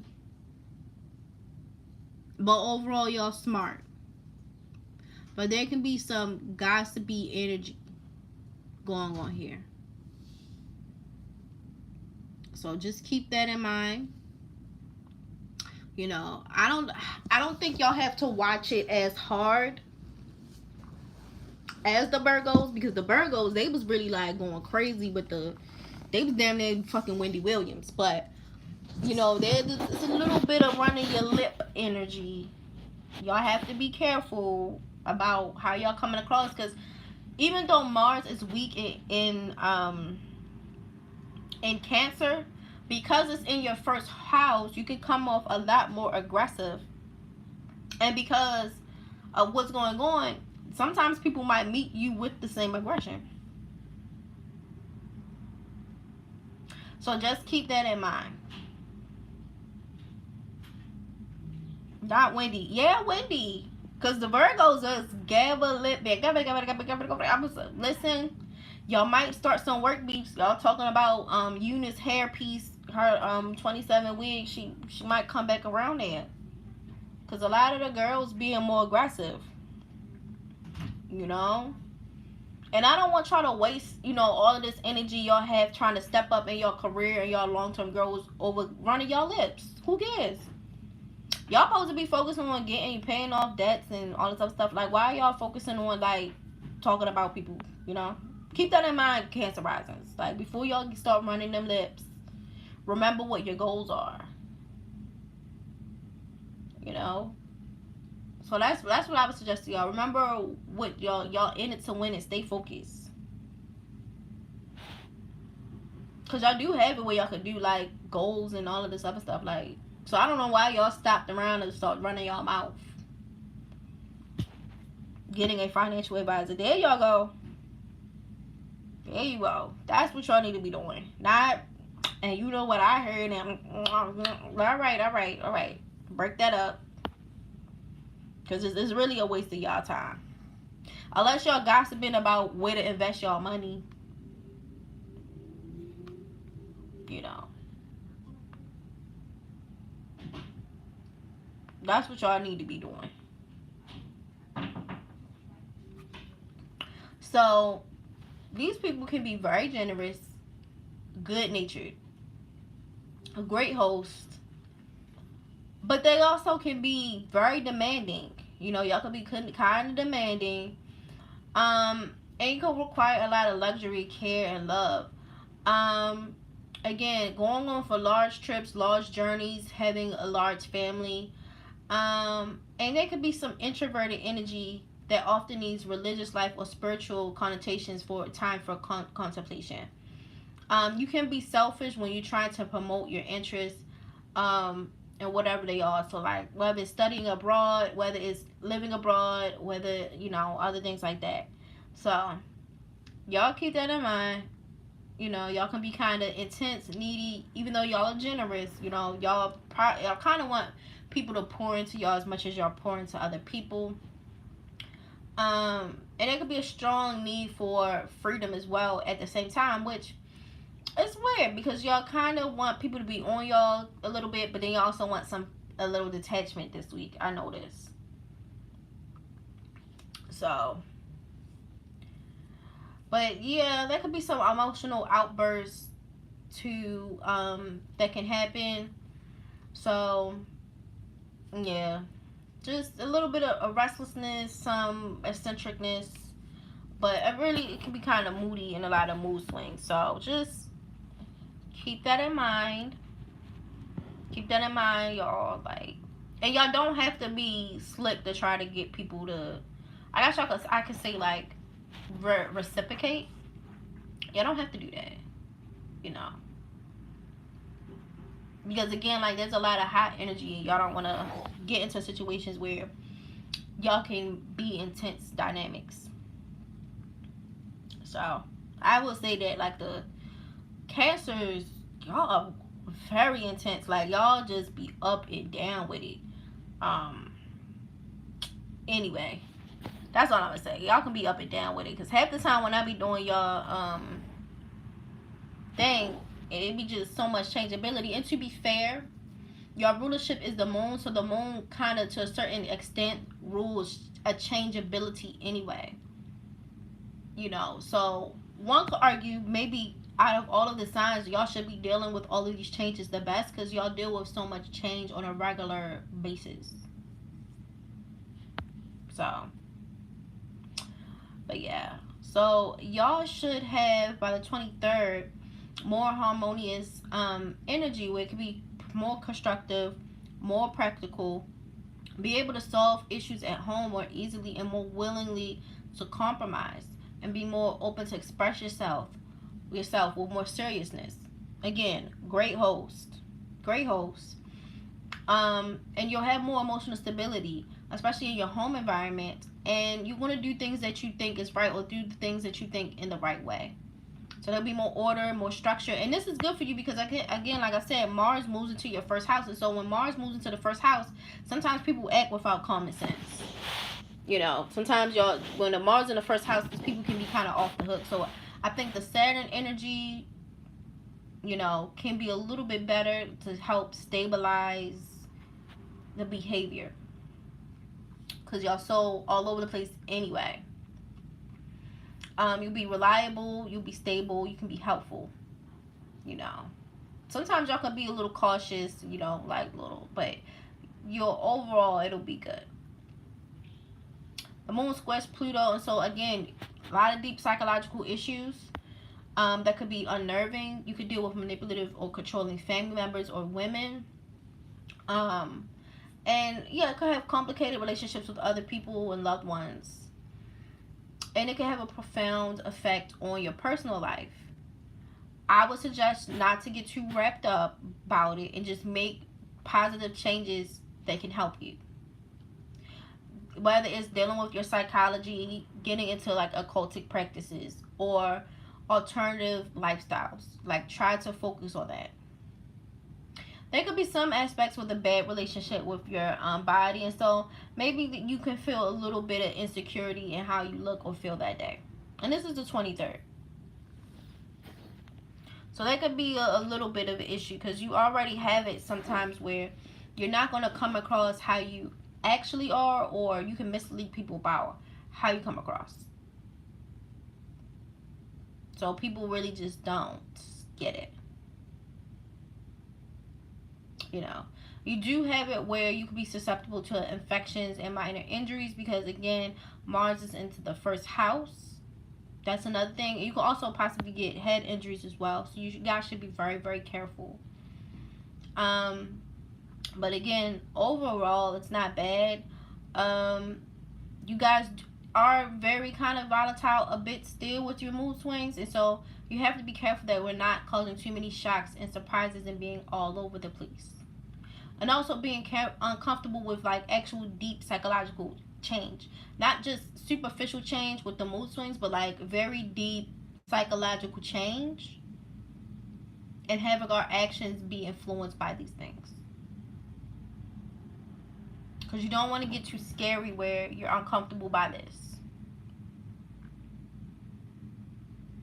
By the 24th, you know, again, you guys will have good memory, almost artistic flair. You can be good teachers, journalists, good with psychology. And kind of have that type of thing. So you guys be inquisitive. You guys can deal with deep emotional aspects really well, almost like a psychologist. And could be interested in your roots and interested in environmental or surrounding issues that are just going on around you. Overall, you'll come up very smart, very bright. Now, during this time, you'll be very open. You'll be very charming. Very luxurious. You can be diplomatic. You can have harmonious relationships with people, and you're going to need them because, again, you guys, the moons be changing so much. You're going to need to be able to squash some of these little fires we're putting up for no reason. You know, because the mood swings us a lot, so you're going to need to smooth over some of these things that you're starting. With the moon conjunct Uranus, again, you're going to be a lot of freedom, a lot of individuality. Again, outbursts. Outbursts is coming out. You're eccentric. You want to do your own things. Mood swings all over the place. When the moon and the Neptune come around, it can come some simp energy. You know, a little bit of a sucker. You know, you have to be careful. Try to be realistic. Don't do things for people. You could be susceptible to negative energy. You know, teach people how to do things for themselves. You already have it where you can be a good teacher anyway this week. Why not just teach them how to accomplish the things that they need to for themselves? Do not do that for them. Because I promise you, with all this high energy, it's probably going to give you an outburst.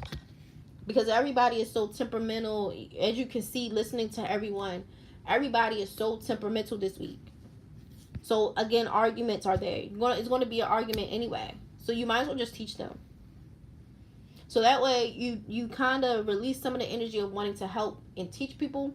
But they also can build up whatever confidence stores that they have to learn. Now, y'all not like Leos. Because Leos, even if they try to teach them, some of them start acting funny with them. So, I don't think y'all really have that per se. Well, matter of fact, let me hold my tongue before I finish this. Because I don't remember all of y'all stuff this week. But it might be a minor. It might not be as severe as the Plutos. Let me say that. That's the best I can say. You know. So, where was I? Neptune. Okay. So, moon is sextile your MC. And so, again, getting along with coworkers, women or the public can play a role in how you come across in your career. And maybe people, those types of people can help you. And you could be popular at work, you know. And this is around the 24th.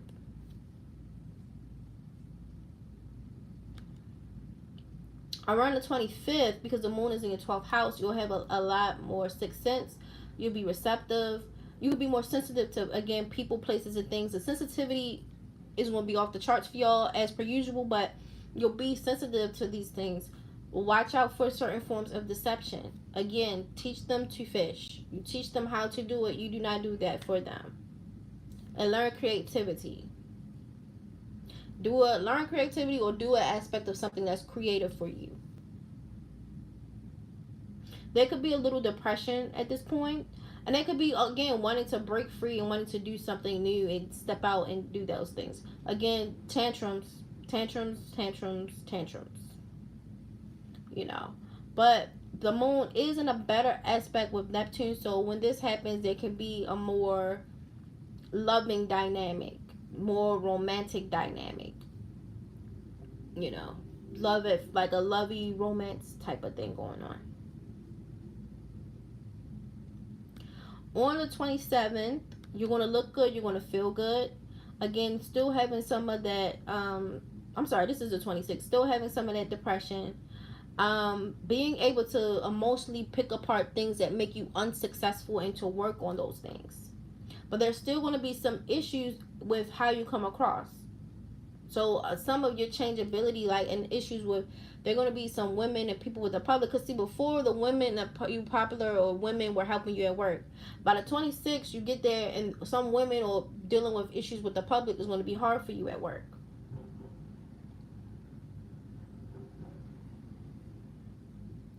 On the 27th, again, great for public speaking, great for speaking, great for memory, again, teaching people. The moon sextile Jupiter, again, optimistic, generous, idealistic. You know, want to have success in teaching people, and you can. So you'll have a lot of success in teaching these people these things, and possibly winning like certain legal pursuits. But the moon is square Jupiter, and so again, being careful of being in environments, not soaking up too much stuff, teaching people how to fish, not being a simp. Do not be a simp.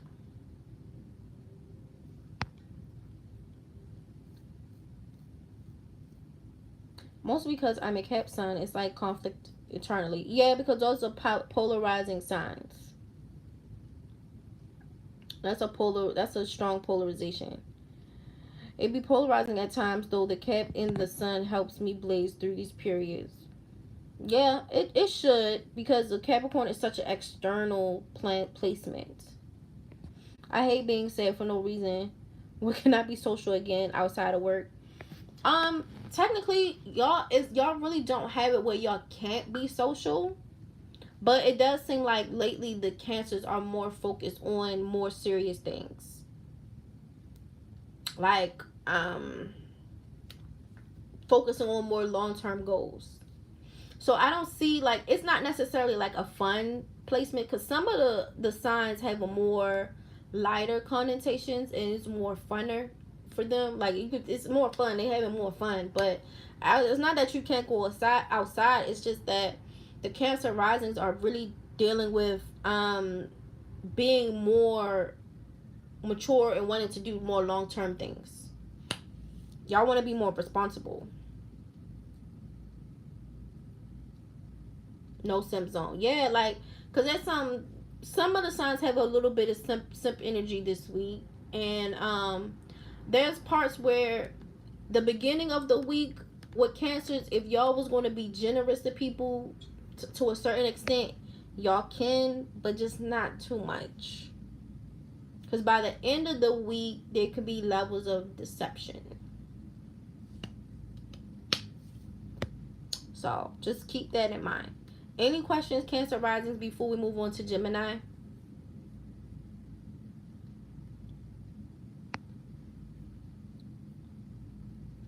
Any questions?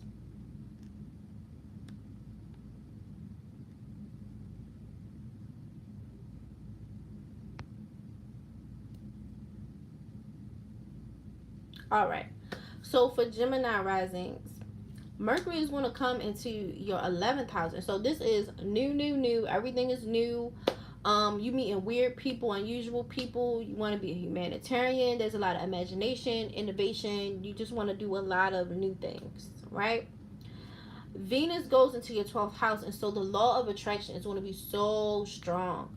You know, it's really on some as a man thinketh type ish, you know. Downside, you could be impractical. You could be subjective. Love and business deceptions. There can be some deceptions in love and business.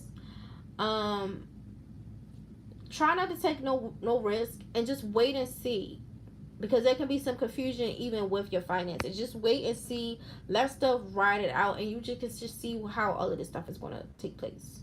Mars goes into your 2nd house, and so this is high energy with a steady pace, action with follow through. And this can really help you focus on financial security and doing actions, like physical actions, to obtain financial security. And emotionally, because it's going into Cancer, it'll probably make you feel good. Pluto in the 9th house, which deals with religion and spirituality, knowledge and self-understanding, education, culture. Try to obtain good legal advice and do not initiate any legal action. I know you can respond, like, but try not to initiate it unless you really have to. I would not suggest it. Again, you'll be bright, you'll be creative, artistic.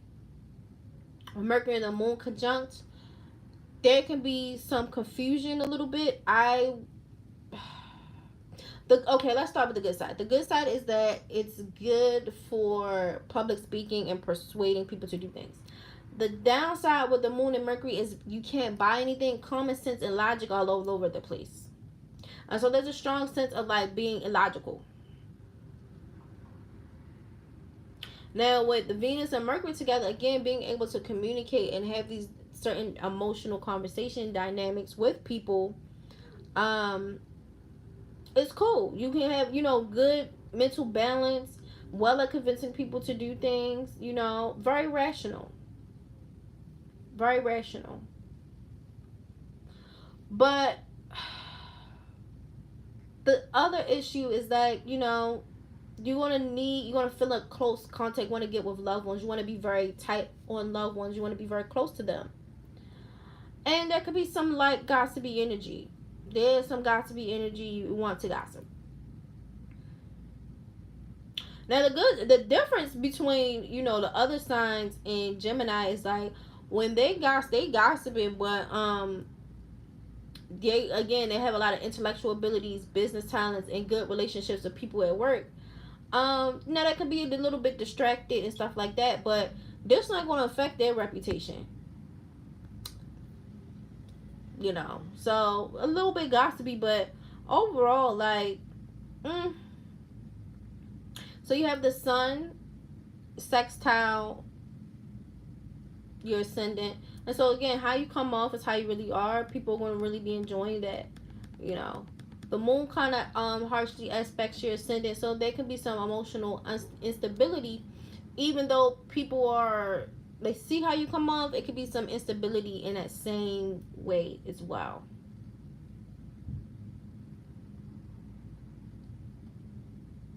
Again, you'll be very hardworking, a lot of drive. You'll be getting a lot of things done.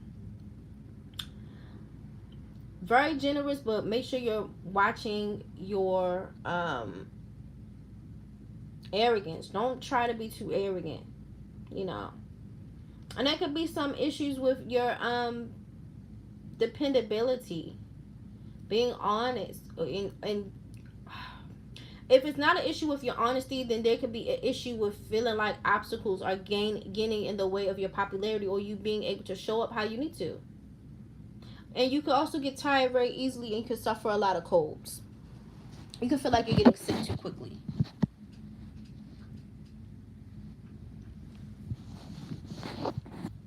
So, give me just a second, y'all.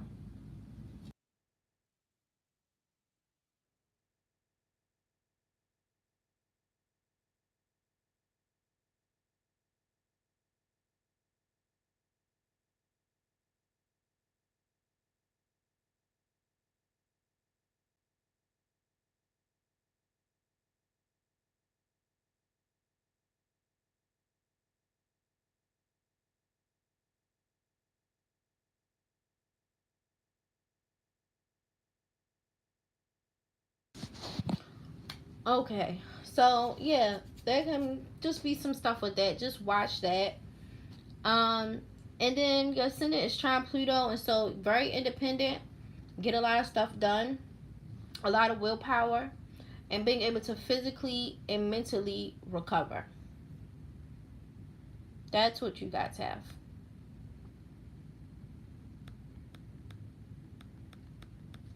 By the 25th, there's a way that you're communicating and how you think that's going to put you at odds with how you come across. You can be very distractible and just kind of all over the place.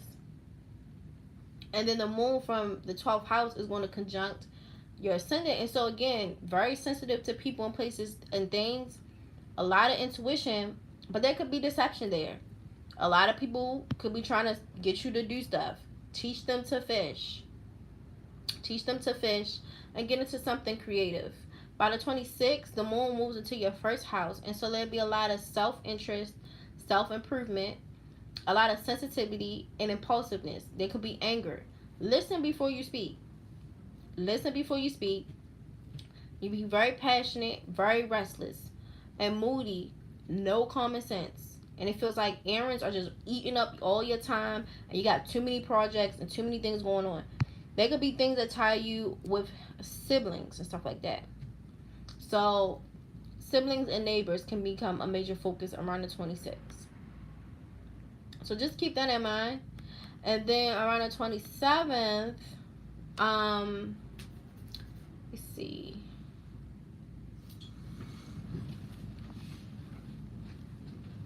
Give me a second. Yeah, on the 22nd, 27th, you guys, you know, you're going to become more, you're going to be able to understand a lot of things. Basically, you're going to just be very smart. You just want to get it. Your memory is going to be great.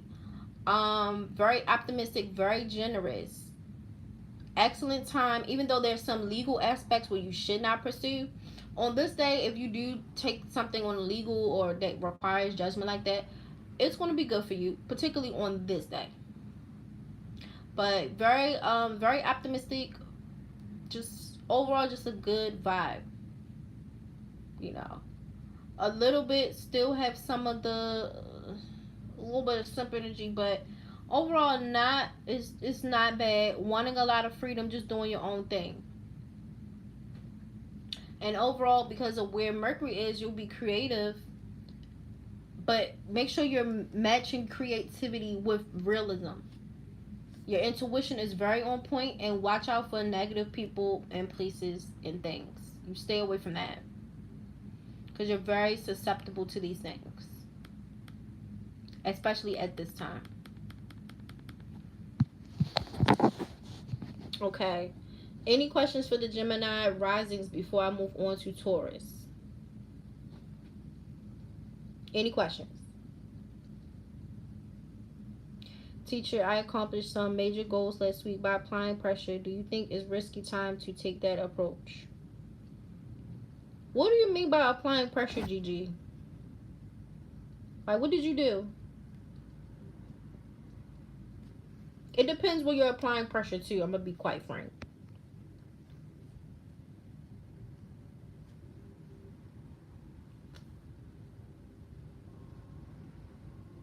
It depends. Let me know what you did so that way we can just see. But I'm glad you did a lot of your goals this week. This honestly, this will be a good week for you too. You just have to make sure you're thinking logically, holding other people accountable. That's always good. That's always good. It's always good to hold people accountable. It keeps them from being sociopaths. I'm gonna be real. It keep them from being crazy. Mostly at work. That's great. That's great. You know, you're gonna have a lot more energy to get stuff done. Just make sure we're seeing things clearly as well, because there could be some deceptions and things like that. But no, it's not always bad. It's always good to hold people accountable, because you don't want them to be sociopathic. Because a lot of times you're gonna meet a lot of conflict this week, but a lot of times when people think about conflict, they think it's bad. But so a lot of times conflict helps people to grow. When a lot of people have opposition, it forces they have no other choice. Either they're going to do better or they're not. Either they're going to meet the challenge or they're going to fold. So it's nothing wrong with confrontation, and it's nothing wrong for you sticking up for yourself either. All right, now for Taurus risings, Mercury will be in your 12th house, and so again, being creative but try to be realistic, intuition on point. Avoid negative people, places, and things. Venus will be in your 1st house, and so there'll be a lot of impulsiveness, more spending, more luxury, more passionate. And this can deal with passionate love affairs and all this type of stuff too. Watch who you commit to. Do not be committing to anybody and everybody. Towards risings, y'all really don't have the time for that. Mars will be in your 3rd house. So they'll be more restless, scattered, and disorganized energy, and needing to learn to communicate or write, or just different forms of communication. Pluto is in the 10th house, and so you'll have a career pinnacle, and so you'll have a lot of drive. You'll also challenge a lot of authority, and there'll be some power play dynamics. Be careful, because you don't want the power play dynamics to make you lose all these years of hard work while you're trying to creatively discover who you are. You have to be careful because you start tripping with people and then all the shit start crumbling down. All that shit start crumbling down. So you want to make sure you're using your drive to get you where you need to be and you staying there. Not you, not trying to be smart, but like basically you pulling a wheel. You worked as hard to become Will Smith, and then you getting into arguments and fight with people, and then that's all people remember. And that's not a read necessarily for him. It's just that's an example of like how people are like remembering what happened more, like they're speaking about that more than what he's doing. So just keep that in mind. So again, you'll be able to say things to people, persuade them of things. You'll be more popular. You really just overall just come off more likable. People can really see you for who you are, and that's great because you already had Uranus in the first house, and so there's a lot of changes and stuff like that you're undergoing, and so you want people to see the changes and see the stuff that you're doing, and being able to accept that, because realistically, everybody wants acceptance. Everybody wants acceptance. And so you've been doing all of this new stuff, and you really want people to really vibe with the stuff you've been doing. And I can see it slowly starting to happen, that people are really starting to just see what's been going on. You'll have a lot of drive. You'll be prudent, honest, hardworking, and diligent. The only thing is, like, you could be very intense, and maybe you're not seeing how you come across.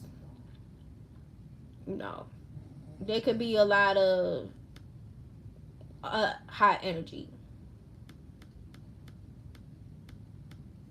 Around the 23rd, again, there'll be a lot of sensitivity to people, places, and things. There could be deceptions.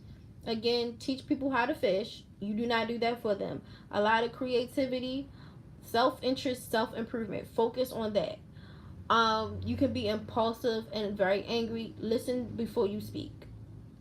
You can be very passionate. That's fine, but let's not let passion cash a check, okay? Because some people go to expect follow through. So you keep that together. You have Venus and the moon coming together, and so this can be a very lovey-dovey energy, a lot of charm, a lot of luxury, very diplomatic. You do have an octile Neptune, and so again, like I said before, when you see this aspect in a transit, what we see is love and romance can be deceptive, and just like with the other Venus rulership with Libra, give it some time, because you can see people showing their ass. So there could be deception, things aren't clear, money funny. So money usually be an easy bank in a bag, blah blah blah. Or relationships, I'm thinking this one will be the one. Give it a minute. I guarantee you, give it a motherfucking minute, because in a minute they're going to show you what's tea. They're going to show you what's tea. So you just wait it out, because there'll be some emotional detachments this week, and so you really have to just see what it is, because you've been feeling people. The Venus rule girls, which is Libra and Taurus, been feeling the situation, or feeling like, even if it's just like a certain business deal, or you've been feeling it, but you need to give yourself a minute before you okay to something. You'll be popular at work. People will see you in a positive light. You'll also be very, very assertive, and have a lot of drive, very hardworking. On the 26th, again, it could be another outburst where, again, you're not really seeing how you come across, and you can be quite intense. But overall, for y'all, it's pretty to the point. Just give yourself in it before jumping into anything. And people are really, all the changes you've gone through, people are really going to start seeing it. So they're going to start seeing a different tune. That's it. That's for Taurus risings. Any questions for Taurus risings before I go on to Aries?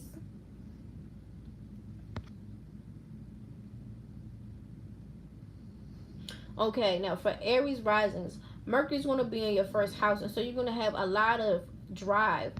And you also gonna just have like some diarrhea, because like it's almost like your stream of thoughts just fly out your mouth and you just ain't got nothing to hold it in. You know, you can be impatient. You can have a lot of snap decisions. Again, listen before you speak. Weigh pros and cons before you do anything. Try to keep an open mind. You're not always correct. You could be wrong half of the time because you probably thought too quick. I'm gonna be real, y'all. You just be thinking too daggone quick. Give it a second. Give it a second. You be spending a lot more. There'll be luxury spending, impulsiveness, very passionate. Think before you commit to anything. Think. Just give it a second and just let it just ride. Mars is going to be in the fourth, and so you're going to want emotional security. And you're affected by others. And there's a strong drive that's centered around home. Pluto will be in your 11th, and so this will be a transformation via friends, groups. Watch who you run it with. Watch who you running with. For the Aries risings, y'all cannot run around with everybody. Hey Steve, y'all really just can't. Y'all really have to watch what company that you keep and create healthy boundaries and distance with people. And you guys can meet very influential people at this time, which is good because the sun is in your first house, so you'll have a lot of action, energy, initiative, leadership, and you're really vying for achievement. You have a lot of self-interest, self-improvement. You could be a bit sensitive and impulsive with anger. And again, listen before you speak. But overall, it's not bad. There can be a certain vibe to push towards solitude, but try not to become an introvert too much, because you still have it where you're supposed to network and meet all of these people, and use this drive correctly. So what I would suggest to you is, when you start to feel this way, focus on actually meditating, visualizing things, and actually healing your spirit. Have an internal healing. That's what I would suggest.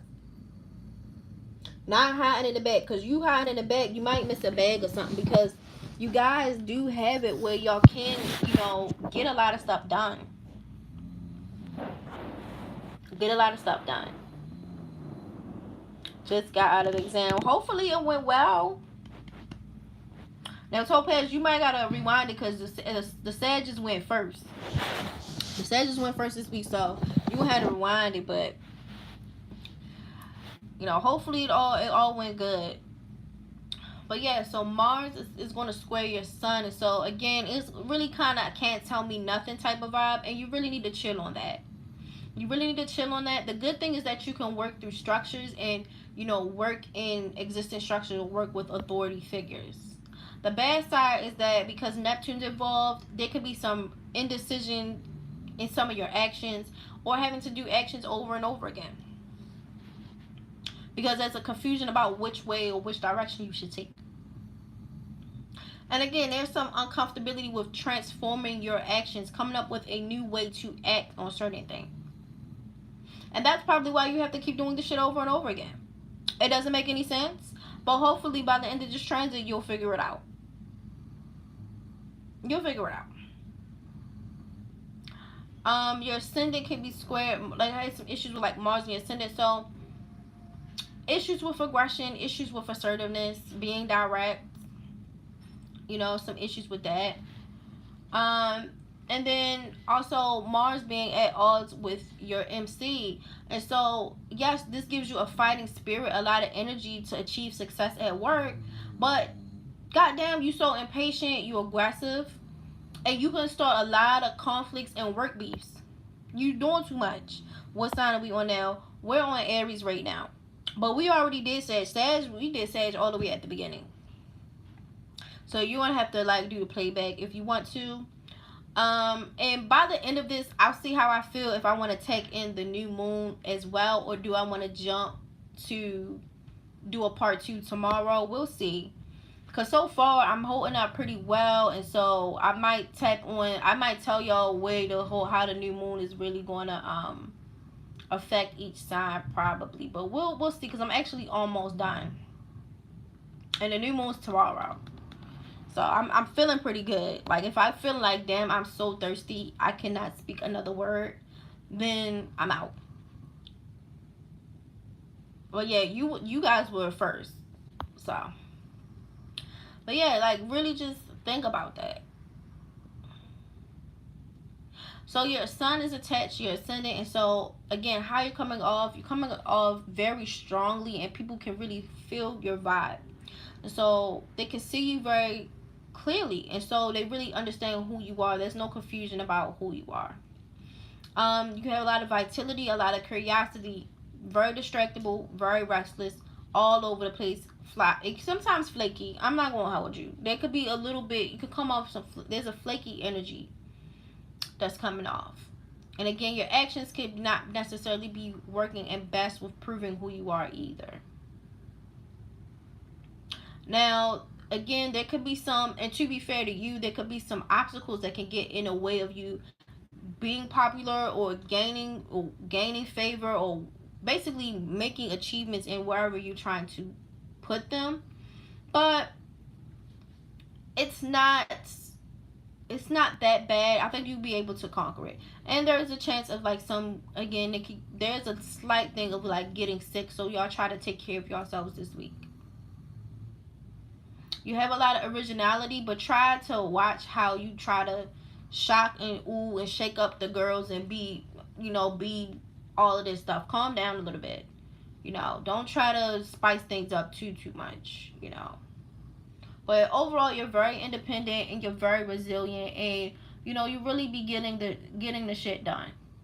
You really be getting the ish done, and so I do think that you can accomplish a lot of things. You just don't want to regress to the point where, because there's a part of you where you want to go into solitude, and so there's a push and pull between doing that, and then also there's a part where you starting some stuff at work, so you really have to weigh that out, because like, let's think about it like this: do you want to start stuff at work and then go into hiding, but that person might not have forgot? Y'all see how that works? Cause see, like, if you Aries risings, y'all could go start something at work, and then where you want to chill, because it's always somebody starting something and then they want to chill, but then they already kicked something off, and it's like, no, nigga, you didn't want to chill when I wanted to chill. So with smoke. So y'all have to keep that in mind, because as the week go on, Aries, because y'all be first to jump out. Okay, first to jump out, and might be the last person to get smacked. Remember that.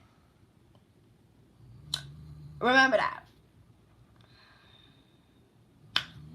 Remember that. That's all I'm saying. Keep that in mind. So there's a part of y'all where y'all don't want to be bothered, but there's the other part where y'all are competing against people. And I want y'all to be honest about that competition that y'all have at work and popularity, and I'm better than this person, I know how to shake it up. Because there's a lot of aggression going on and a lot of competitive, because again, all these Aries, Mars things I told y'all about, a lot of changes. Listen. But there's a part of you where you, like, at some point during the week, you want to run out of gas. That's why I said some of these people selling wolf tickets, they're going to start woofing. But there's a part, because of how the aspects are, they're going to want to chill and they want to sit down. So before you start, think about if you're going to want to sit down. Think about it. Like, do you have the energy to see this shit through? That's why it's going to be arguments this week. Because a lot of people going to be going off. Now, again, you guys can be very constructive and very practical, and can solve problems very easily, and be very open to expressing yourselves. But y'all have to keep that in mind, Aries, because I could see y'all kicking up some stuff and you out. Again, you guys will be doing a lot of innovative actions, a lot of unique things. It could be innovative actions around your religion, political groups. You're getting involved with all these things. Again, you could be restless and unstable. they can really succeed in completing their plans if you can develop practicality. There'll be a little bit of mood swings on y'all. That's why I said some minute y'all ready to fight and another minute y'all ready to go lay down. But overall, you're really susceptible for a lot of freedom, and you're gonna want a lot of freedom. So just keep that in mind. And so yeah. Is there any chance the transit is making Sag rising have a high libido? I've been feeling it since last week. Technically, yes. But here's what I'm going to say about that as we're sectioning through. Because how all of the planets are aspected and where, like, as it says rising, you would technically have Aries. You have it in the 4th house. So there can be a lot of hidden aggression, and y'all could be starting a lot with people. But also, Aries not only rules hidden aggression, Aries also rules lust. So for you and your chart, and maybe how it's aspected, maybe because Aries rules lust and aggression and getting into arguments or taking on challenges. So on top of people getting smacked and arguing, I do see that there could be a lot of sexual energy, and I talked about that earlier, especially with like Leo and stuff like that. I can see a lot of sexual energy being on the menu. But because your Sag rising is in the 4th house, maybe this was sexual energy that you have been sitting on, to be honest. Because the 4th house rules things that are hidden. And so there could be like hidden lust that suddenly appears.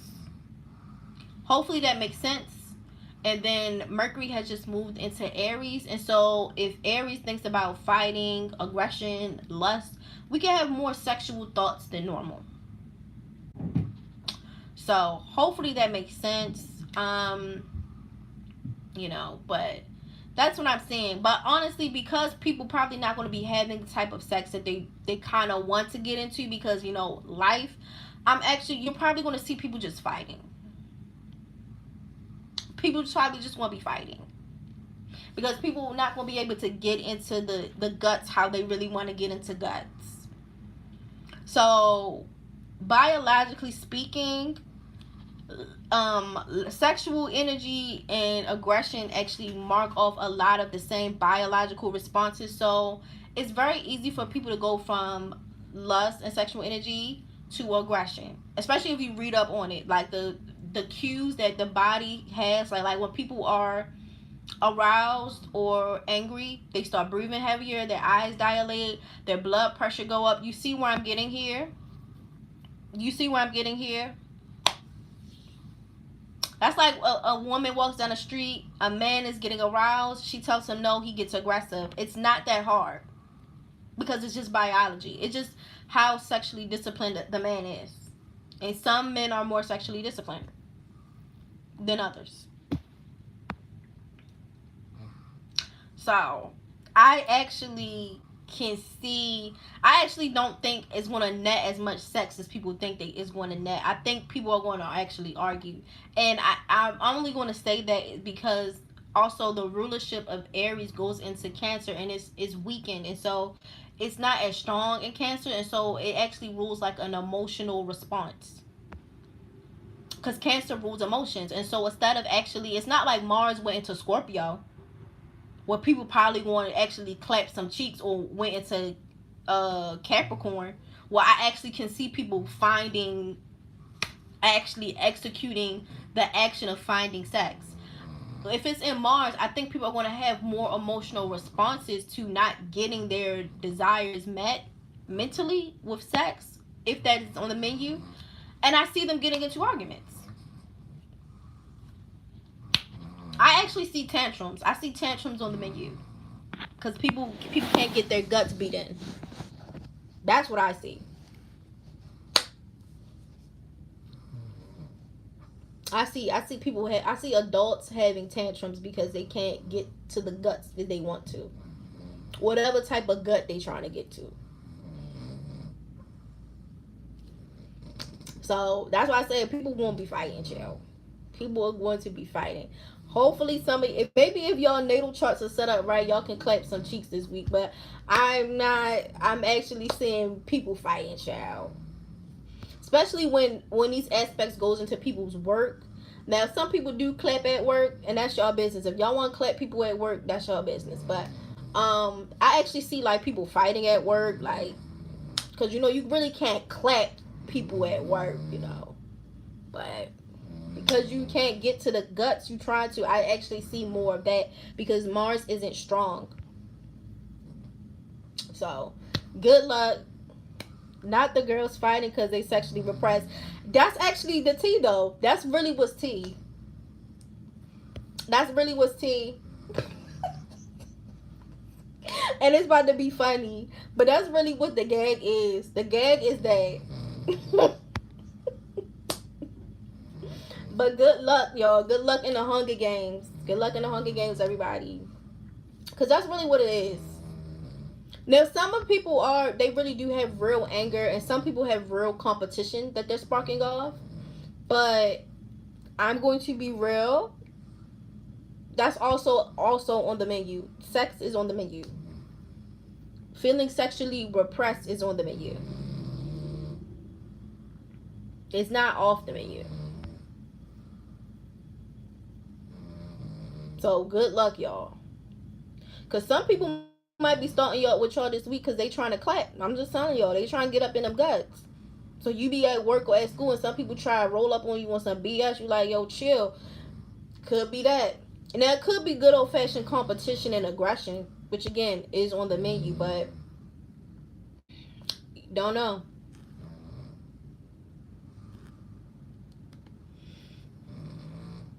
All right, any more questions before we move on to Pisces?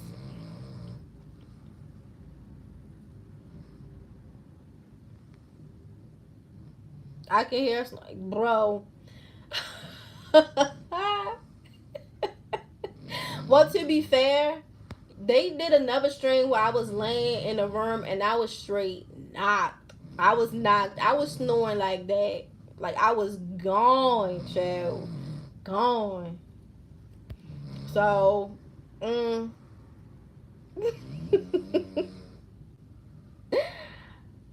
sorry I'm late. I work nights. No, it's okay. It is all right. We just talking about the forecast, the weekly forecast, and just some of the energy and how it can show up. And like how it can be fights, sexual dynamics that people want to get into. People want to be repressed. They want to get into some guts, and if they can't, maybe they throwing tantrums. But that's what I hear. I see that. I'm not gonna lie, but I hear it too. Look, y'all. You know what? We both came into the quiet room, and the quiet room put people to sleep sometimes. When people go into the try to go into the most quietest room, like, somebody might go to sleep. Somebody might go to sleep. So I went to sleep in here before because they had did another stream, and I was straight knocked. When I mean gone, I was like gone. So I mean,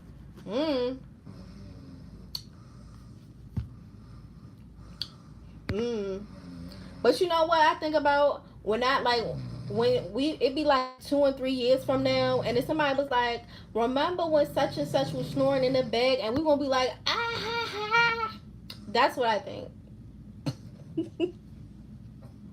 That's what I think. I'm gonna be like, oh, yo, I remember that. Like, that's what we're gonna be doing. But yeah. So, all right, we're about to get into Pisces risings. And actually, because I don't feel too tired, I'm actually think I might be able to slide y'all that new moon reading, which will be for tomorrow. But yeah.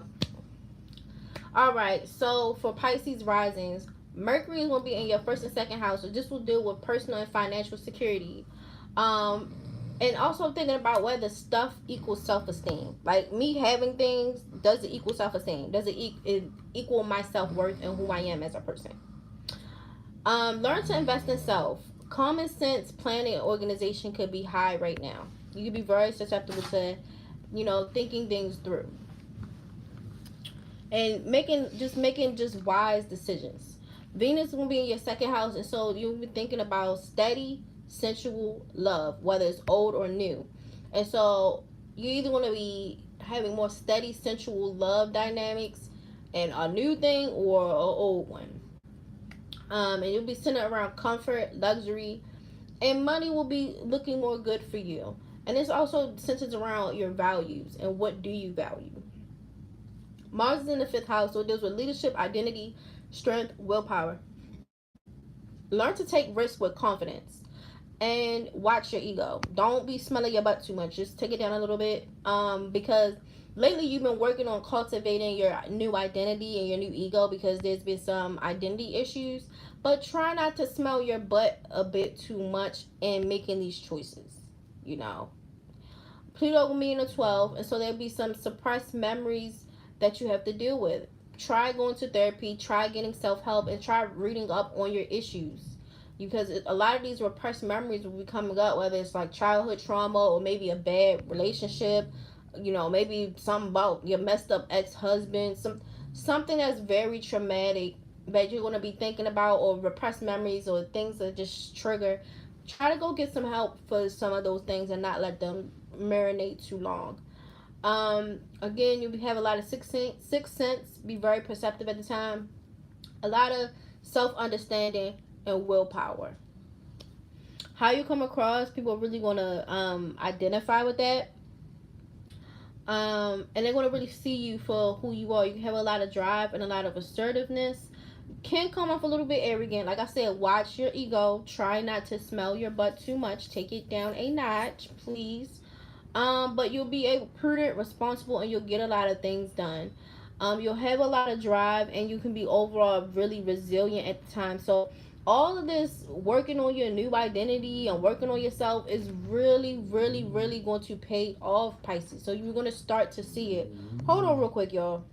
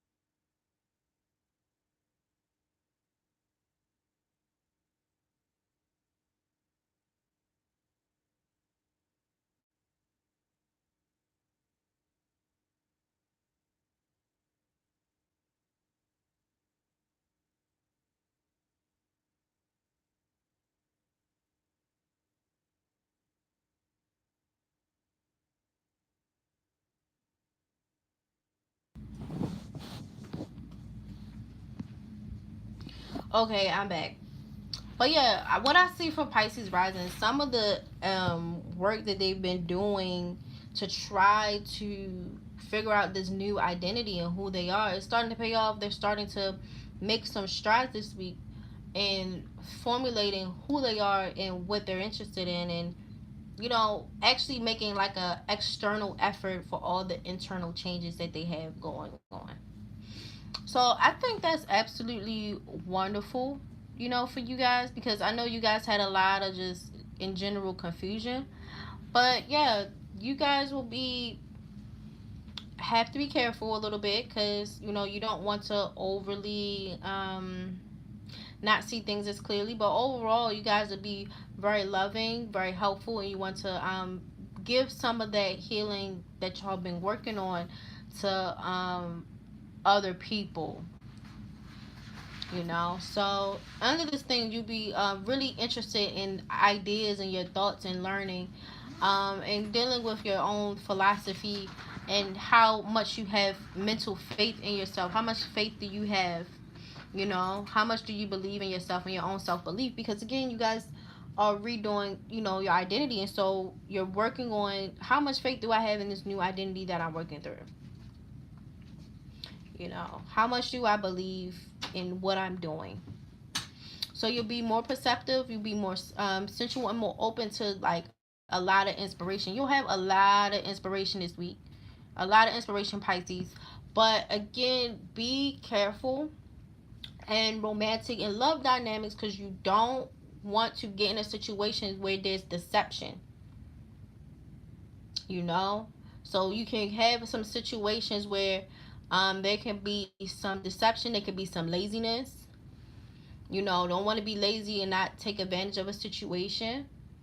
But you don't want to, get caught up in a bad spot. In my group project, I'm from being the Q leader. I play neutral. Yeah, because some of y'all really do need to try to play neutral, because some of y'all have hot placements this week, you know.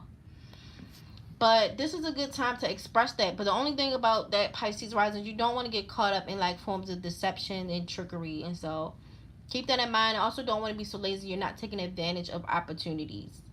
There's a lot of emotional needs and care and comfort. And so you could be an introvert person who looking for more spiritual things to attach to, and wanting to attach to external comforts that are outside of you, which is nothing wrong with that. But the thing is, like with external comforts, they could be taken away. Towards the end of the week, there can be some distractibility and feeling some insecurity, because maybe there is a little bit too hard with external comforts. It can be a little bit hard to always have them around or have them in general. But outside of that, I do think that the Pisces risings, this isn't a bad week for y'all. Y'all really starting to step up and get out there and actually exert some of the new identity that y'all trying to have. You just have to make sure the ego is just not out of control. Any questions, Pisces, before I move on?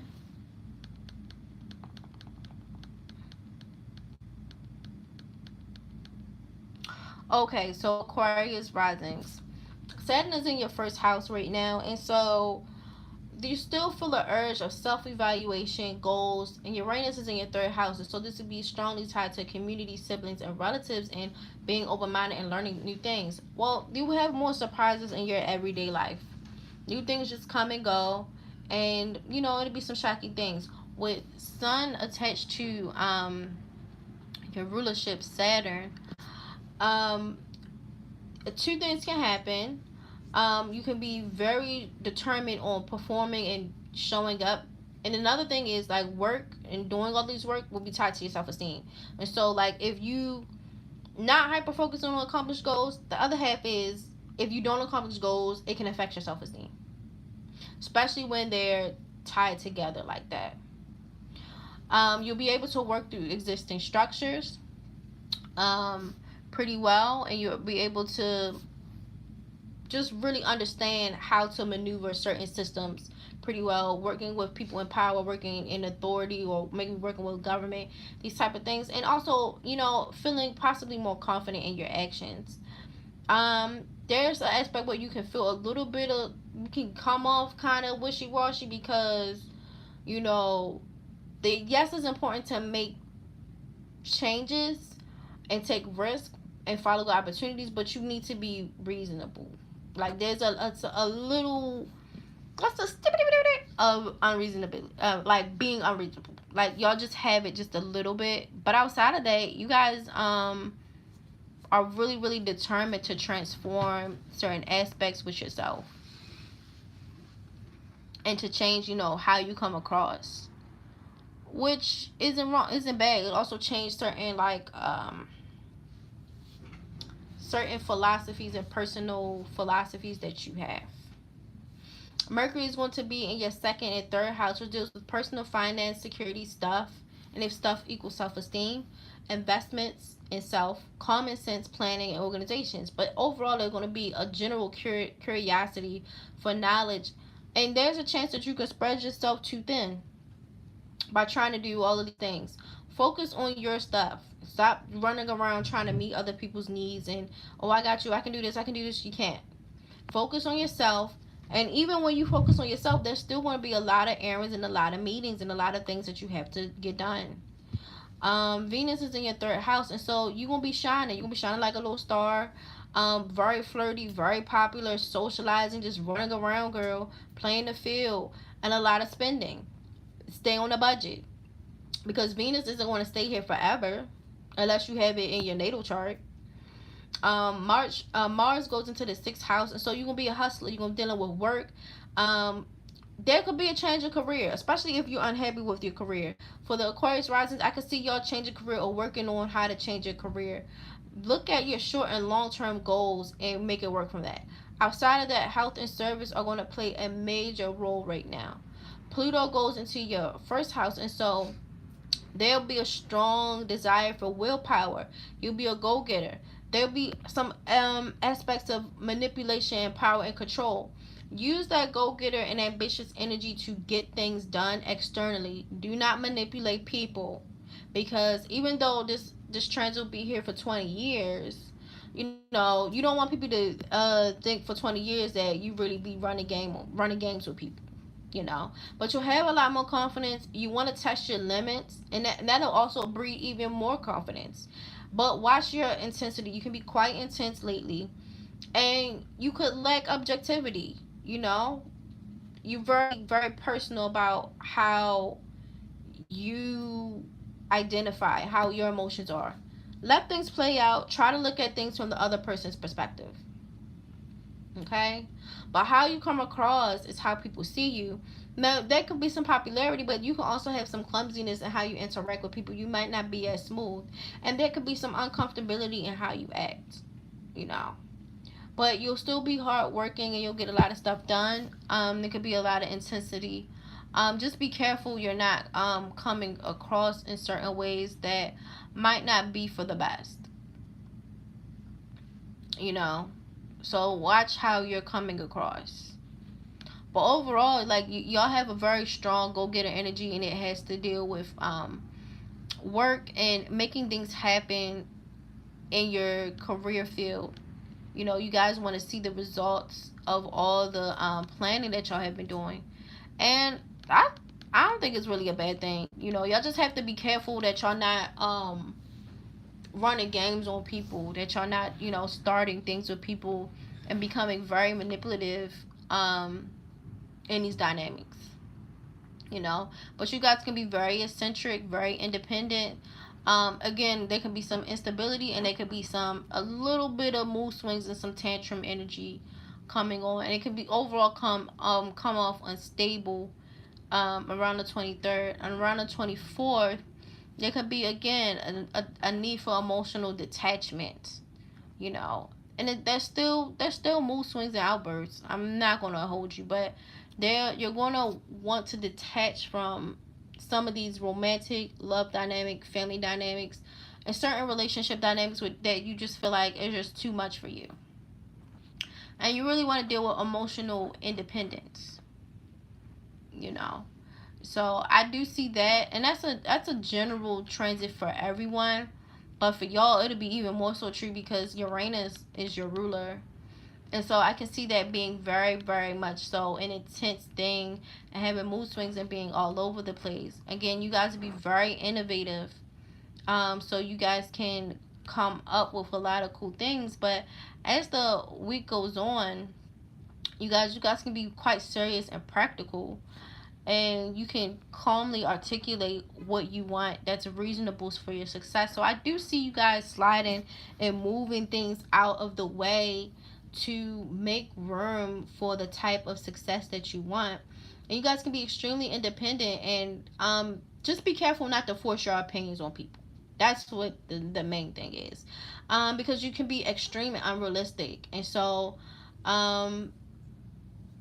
you can come off very arrogant, and there can be a reluctance to compromise, and your opinions are often,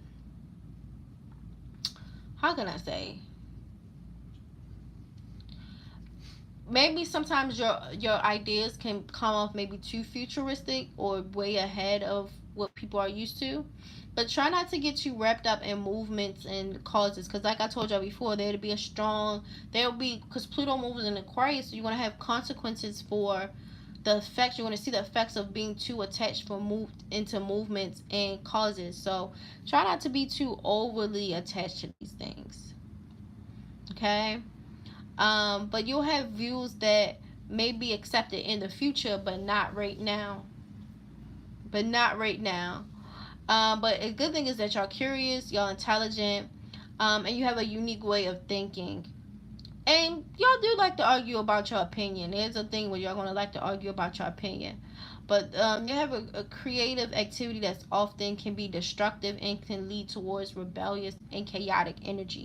So y'all have to be careful about that because um, y'all can start arguments with things and start all this hot stuff that can lead to more drama, because again, I told y'all there's certain things where people want to argue back. Now for y'all that might be fun because y'all know Aquarius rising and y'all like to argue, but you know, just got home by Antarctica. Actually, there's this guy who told me about how sexually attracted he is and recently, and we stay cussing each other out playfully. Does that count? That does count, but I expect that to uptick. But I honestly don't know if that will amount to anything because, like I said, Mars goes into a sign that's more weakened and more emotional. So even though Mercury goes into Aries, the ruler of Mercury is Mars. And so what happens when Mars goes into fall in an emotional placement? Everybody give BMORE a like, the Dummies Cauldron, and also if you can donate to her Cash App for her efforts. That's sweet. But you know they was listening to you snoring. Really? Yeah. Girl, you was cutting a rug, chill. Sound like a dental appointment. I was like, well, you know what? I was back here snoring one day too, so I'm not going to ever clown nobody for getting no rest because I'm going to be gone.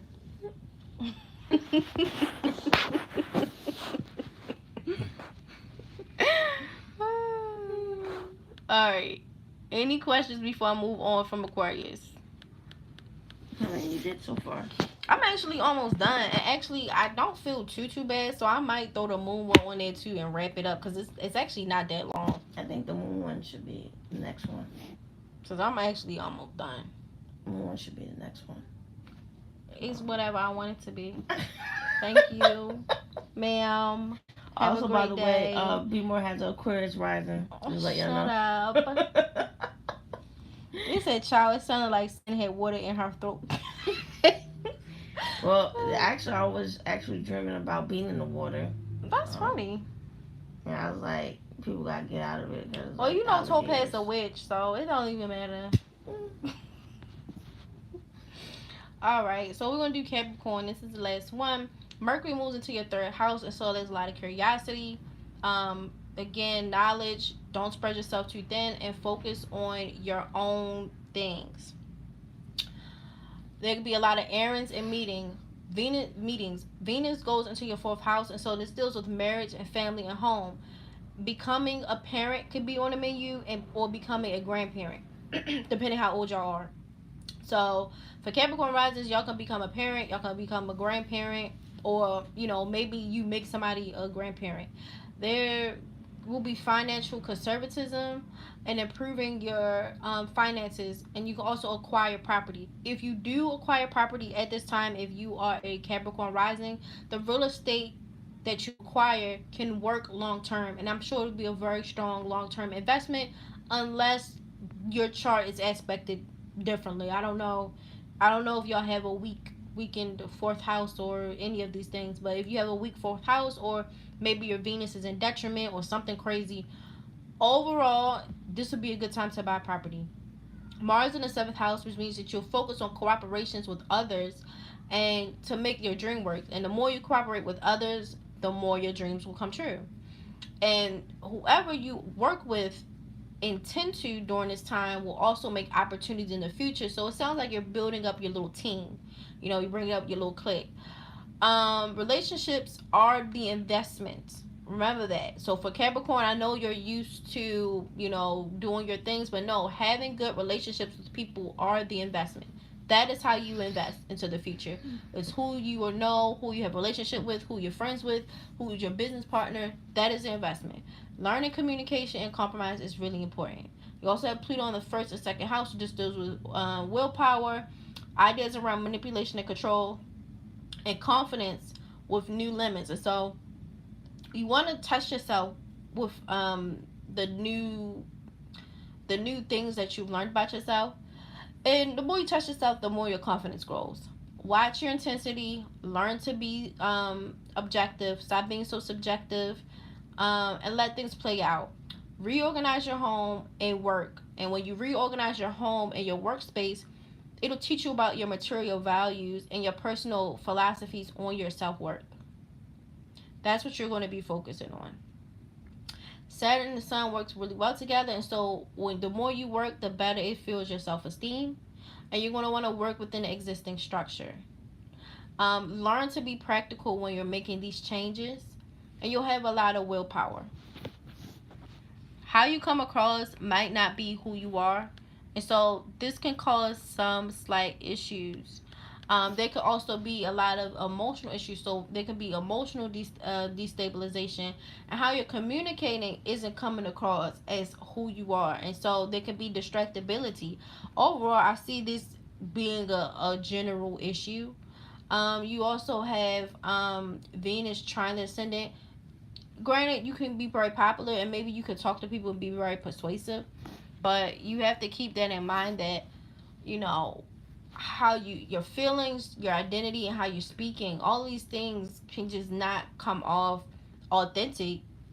And people can think like, what is actually going on with this person, and I actually really don't know them that well. That's probably what they're going to be thinking.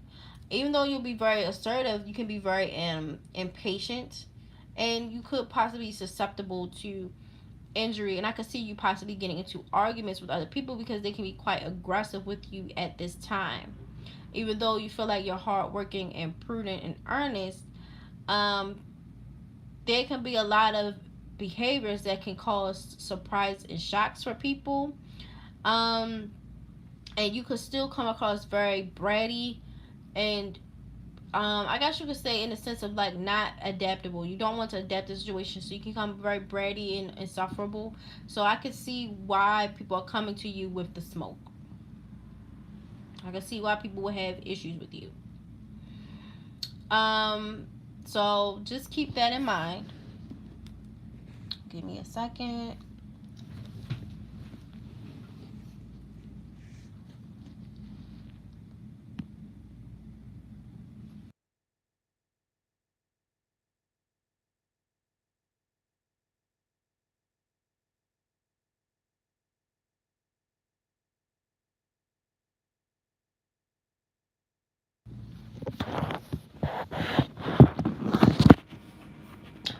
Okay.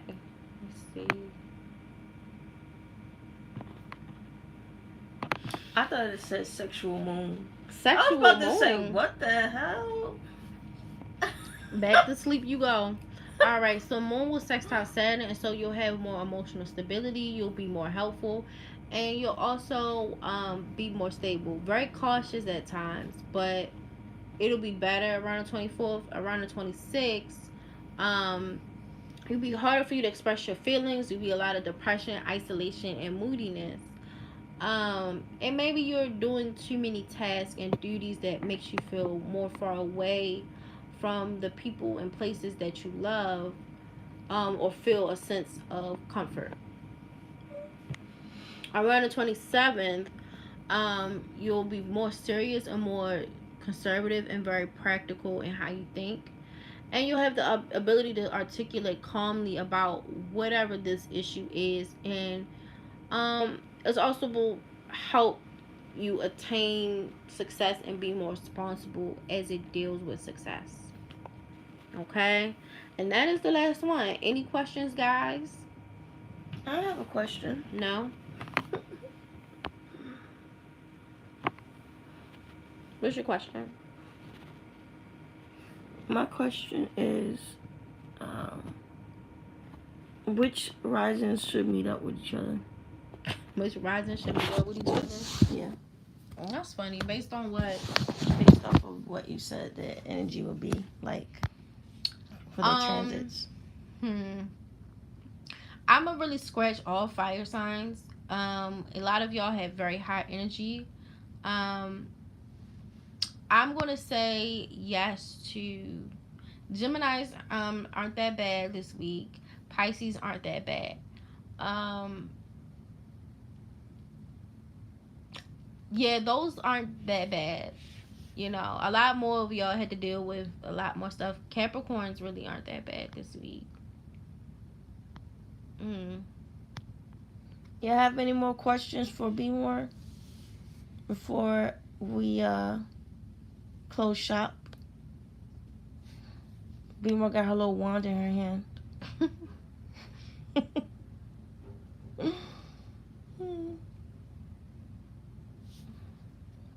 Give them some time. Off topic, but that's my brand. Was studying my chart placements this weekend and realized that Jupiter squares my rising on AstroSeek. It said that you can struggle with obesity.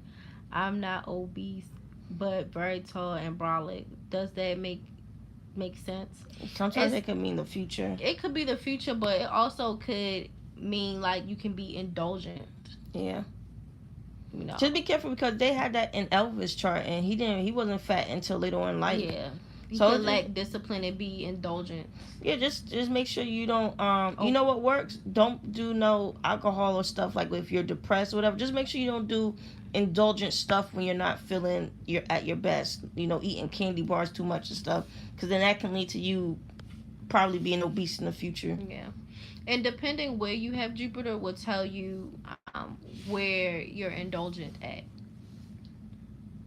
And the rulership of your Jupiter. Good. Yeah, that's a good point. Yeah. So where house is it in? Yeah, depending on your house and the sign will tell you where and how you're indulgent. Oh, you whacked me real good because I was big as a child because I was stress eat when I was sad. There you go. See? Gotta stop it. So don't go back to stress eating, and you'll be fine. Yeah. Because when you see obesity and stuff like that, people's chart, all this stuff is still optional. You know. My Jupiter is in Virgo, so this deals with health, tasks, diet, and routine, and so that means that you can be indulgent in your diet. Because Virgo rules diets and daily routines and daily tasks, daily responsibilities. And then the ninth house deals with forms of faith, religion, and philosophy, university. And you're in college now, so you could be indulging in school. I don't know what you're doing over there, child, but that's make sure you pay attention to your studies. Yeah, be indulgent there. So you would just have to watch that. I don't know. Bye, Alicia. Bye, Alicia. Any more questions before BMORE goes?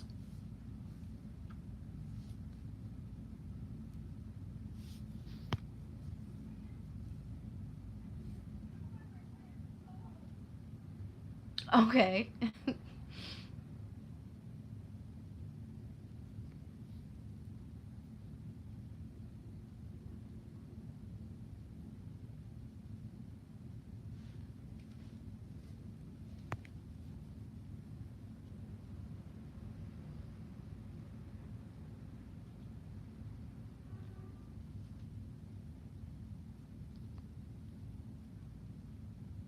Dang, this must be a long question. I'm like, woo, now dear diary. My rising squares my moon. AstroSeek didn't go into much detail. Can you say anything to that? There can be some conflict or some work between your family and your personality, and so maybe family dynamics or mothers don't necessarily see you how you are, and you might have to put some effort into that, or your mom would have to put some effort into that. There could also be some issues with how your emotions are and how you come across might not be matching. So there's that too. But to be fair, if your family makes it where they don't accept you for who you are and how you come across, then I can see your emotions also following suit. And so maybe how you come across is also hard for you to identify with your emotions and vice versa. So you could be sad right now and then you're looking at me with a straight face, or you're laughing and I'm like, okay, but you just told me that you're depressed. I don't know why you're laughing. So it can give off kind of that energy. You know, there's also a strong energy where you can be because it's squared, that can add in the intensity. There could be some energy where you can also come off quite popular as well. Like people can like you because it's a very strong, people can feel like a strong, I guess you could say a strong reaction to you. Like it's almost instant and it's very intense. you know. What house is your moon in? Yeah, what house is your moon in, Topaz?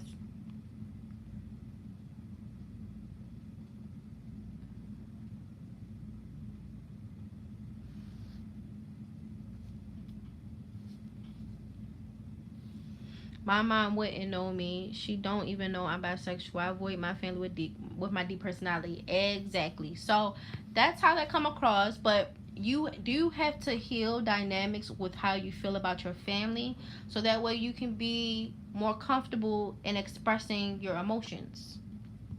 And if your moon's in the ninth house, you have a lot of big dreams, and so you dream about a lot of big things. And there's a lot of things that you like about travel and knowledge that fills your emotional sphere.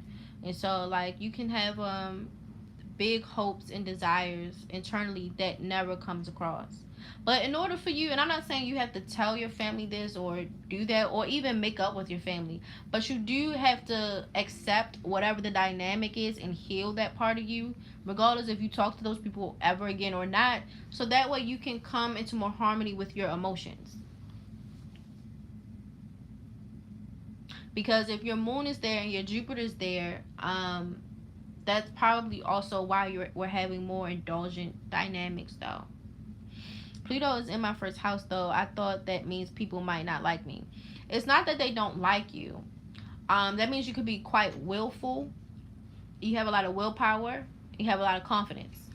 The downside is for people who have not been taught how to manage your Pluto. Maybe we're manipulative and controlling. You know, maybe we're manipulative and controlling. And if I remember correctly, your ruler of your ascendant is Jupiter, and Jupiter you just said Square. is squared your ascendant. So there's a part of your there's a almost a cognitive dissonance where there's yourself versus yourself. So like there's almost like two versions of yourself running around. And you do have to make amends with these dynamics.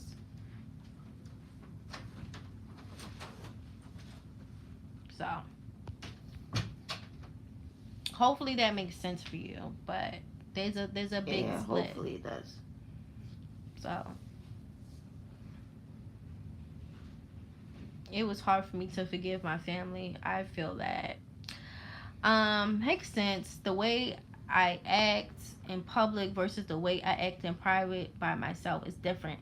And maybe we should create more harmonious aspects to act that way outwardly.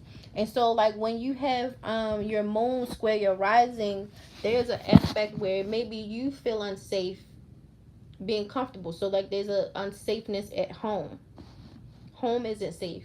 Family isn't safe. And so this shows up as a person possibly having anxiety or possibly not being able to feel comfortable and relaxed in these dynamics. In public, I put on performance of masculinity, but in private, I'm much more feminine for my safety. I feel you. And honestly, I would whatever plan you're working on, you just need to get to safety. You know, and I'm not saying you have to out yourself or any of that or whatever you have going on at home. I would just have you understand that that's something that you really have to work through and understand about yourself. And because there's a part of yourself where you have to actually express to be true to who you are, you need to go somewhere where you can do that. That's probably why you have a Sag rising, because the Sagittarius deals with foreign travel.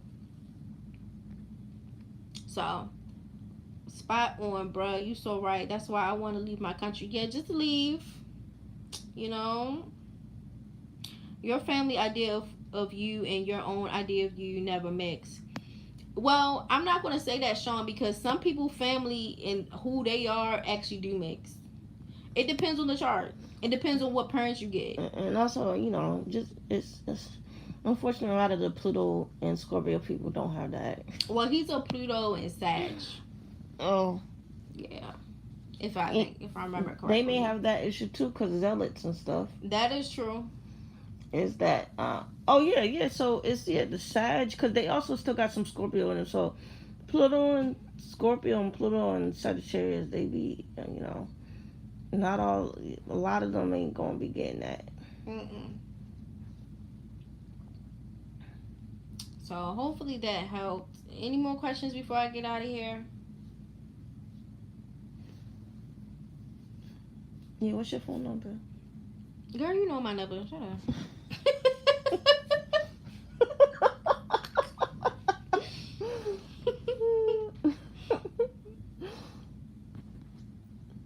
All right, so Right, I'm gonna be cheesy some more.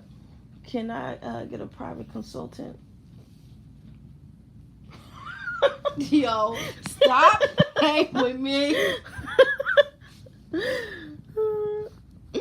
One last thing, my 10th house has no planet. That's not a bad thing. That doesn't mean anything. It's not bad or good. You It just don't just doesn't have a plan. planet there. And what that tells you is that it might not be as a major focus, but so you know how many houses don't have planets. It's very common. I guess the thing is like to see where the rulership of that house is. So whatever your 10th house is, you look for the ruler of it. Yeah, what's the zodiac So sign? What's the ruler? what's the zodiac sign and the ruler, and that will tell you about your career. So what zodiac sign is in your 10th house?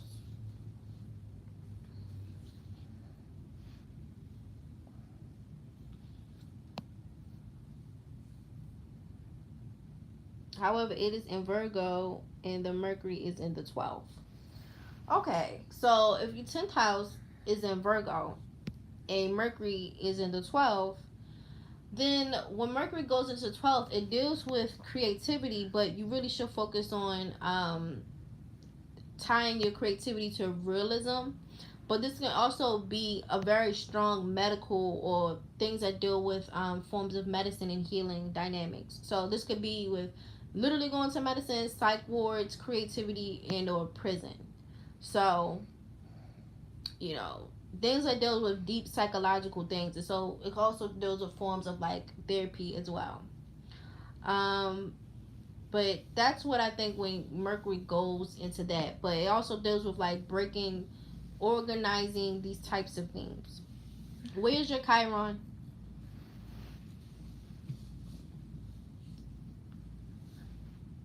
What house and sign is your Chiron in? Because that will tell you too, because Virgo has another rulership of Chiron. The wounded healer. The wounded healer. It's in Capricorn in the second house. And so this is going to feel like whatever job you do, you want to be a resource and you want to be useful. And so this is going to deal with your self-esteem and how helpful and being of service you can be to people. Especially with Mercury in the 12th house. So this is a deep psychological issue. So if it's in Capricorn, which rules resources in your second house, you want to be of service to people. And this can also deal with not having enough resources at home or growing up yourself, or you felt like you just did not have enough. So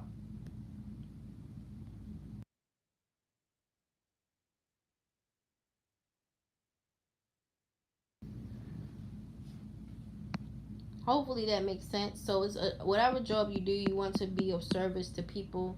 And it has a very deep psychological effect since it's in your 12th house. The subconscious thing. But because it's also in your 12th house, you have to be careful with career and your reputation because it can be your undoing. Which also makes sense what you explained to me too, because the 10th house is your career, but it's also your reputation. So depending on actually what you're doing isn't necessarily incorrect, because your Mercury being in the 12th house, whatever your 12th house is, you're undoing it. So how people perceive you can affect you, and it could cause a lot of damage. So you're not wrong about that.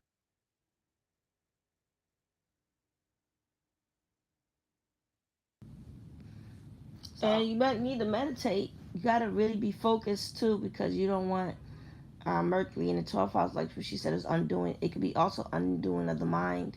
yeah. Don't be stressed out. Don't get caught up in mental illness based off of stress or trying to prove your worth to other people. You have to really be centered. Yeah. Because it's already bad when you stretch to eat because Virgo, your Jupiter is there. So you don't want to get any nervous conditions. Yeah. I don't get way. I always beef with Boomer and Gemini men. I think Sean had a Sag rising. Well, if you always beef with Gemini men, then that means that they have they're your sister sign. So Sag and Gemini have relationship, and if you always beef with Boomers, Boomers have a Pluto in Leo, and I think you had a predominant Leo placement, Sean. If you do, that would explain why. That adds up. I do plan to work in cybersecurity, but my dream profession is in the arts or animation. Yeah, that's what I said. It's creativity, because that's when Mercury's there in the 12th house. We want to do something creative. Mix both of them. Maybe I should take that into consideration. Make a series, make an anime about cybersecurity. Honestly, if you did an anime about how crazy the stories you told us about like your family, that shit would pop. Right. Like if you spying on your daddy, you know, like all types of stuff, your parents, you know, being witches, all this stuff, like they're gonna eat that up. They're gonna eat that up. Now you might not have to tell all the tea, but if you just do it lightly based on there, fire. And when you get that nice cushion job for cybersecurity, save your money. Mm-hmm. Get all the equipment you need for your software programs for your illustrations, animations, do your little short stories, and it'll be fun. And use that experience and that time at that job too for a story as well, along with your personal life. We want to talk about your personal life. Do use that in the mix too. Just have everybody got different names. Mm-hmm.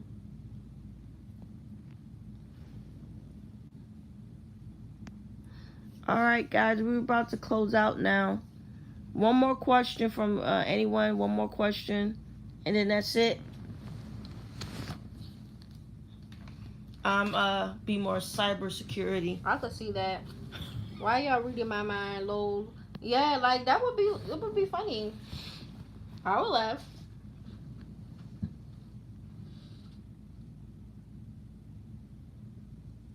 Do both. Make them one season each. Then come back to later. Yeah. Mm-hmm.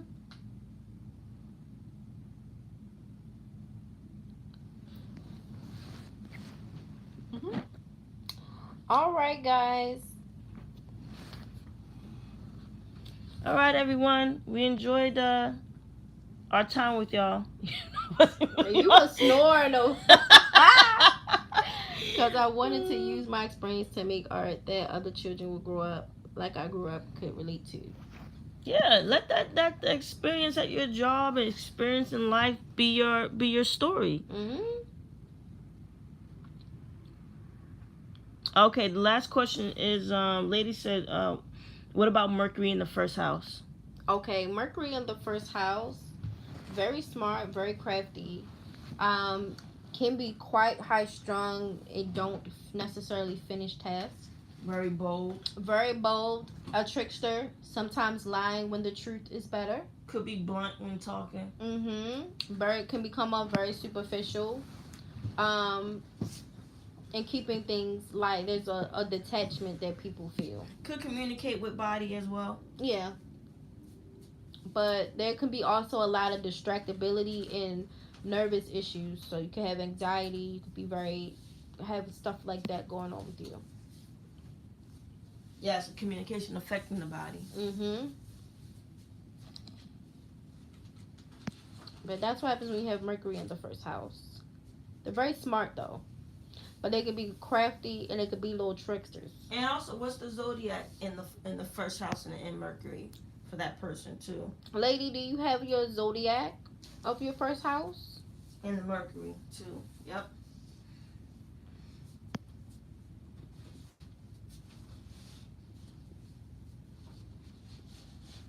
Gemini. So that it's at home. It's really, you really like a super Gemini, like juiced up. You must have a sense of humor too. Yeah, very funny. but can learn things really quickly. There could also be things that, if depending how it's aspected, could relate to things around the hands, spinal cord and brains. So Also could get distracted possibly easily yeah, too. very very distracted. We'll be coming back for that playback. I wish I could have been here for the whole stream. Y'all know I brings the laugh. Yeah, Topaz is funny. Topaz is very funny. You know what, Topaz? I do consider, like, in your situation, there's a lot of fortunate energy, because I couldn't imagine, like, at least you can hop on the internet or go someplace where you can be yourself, versus um like not having anywhere to go. Like, you really just like stuck. Like, you can do something.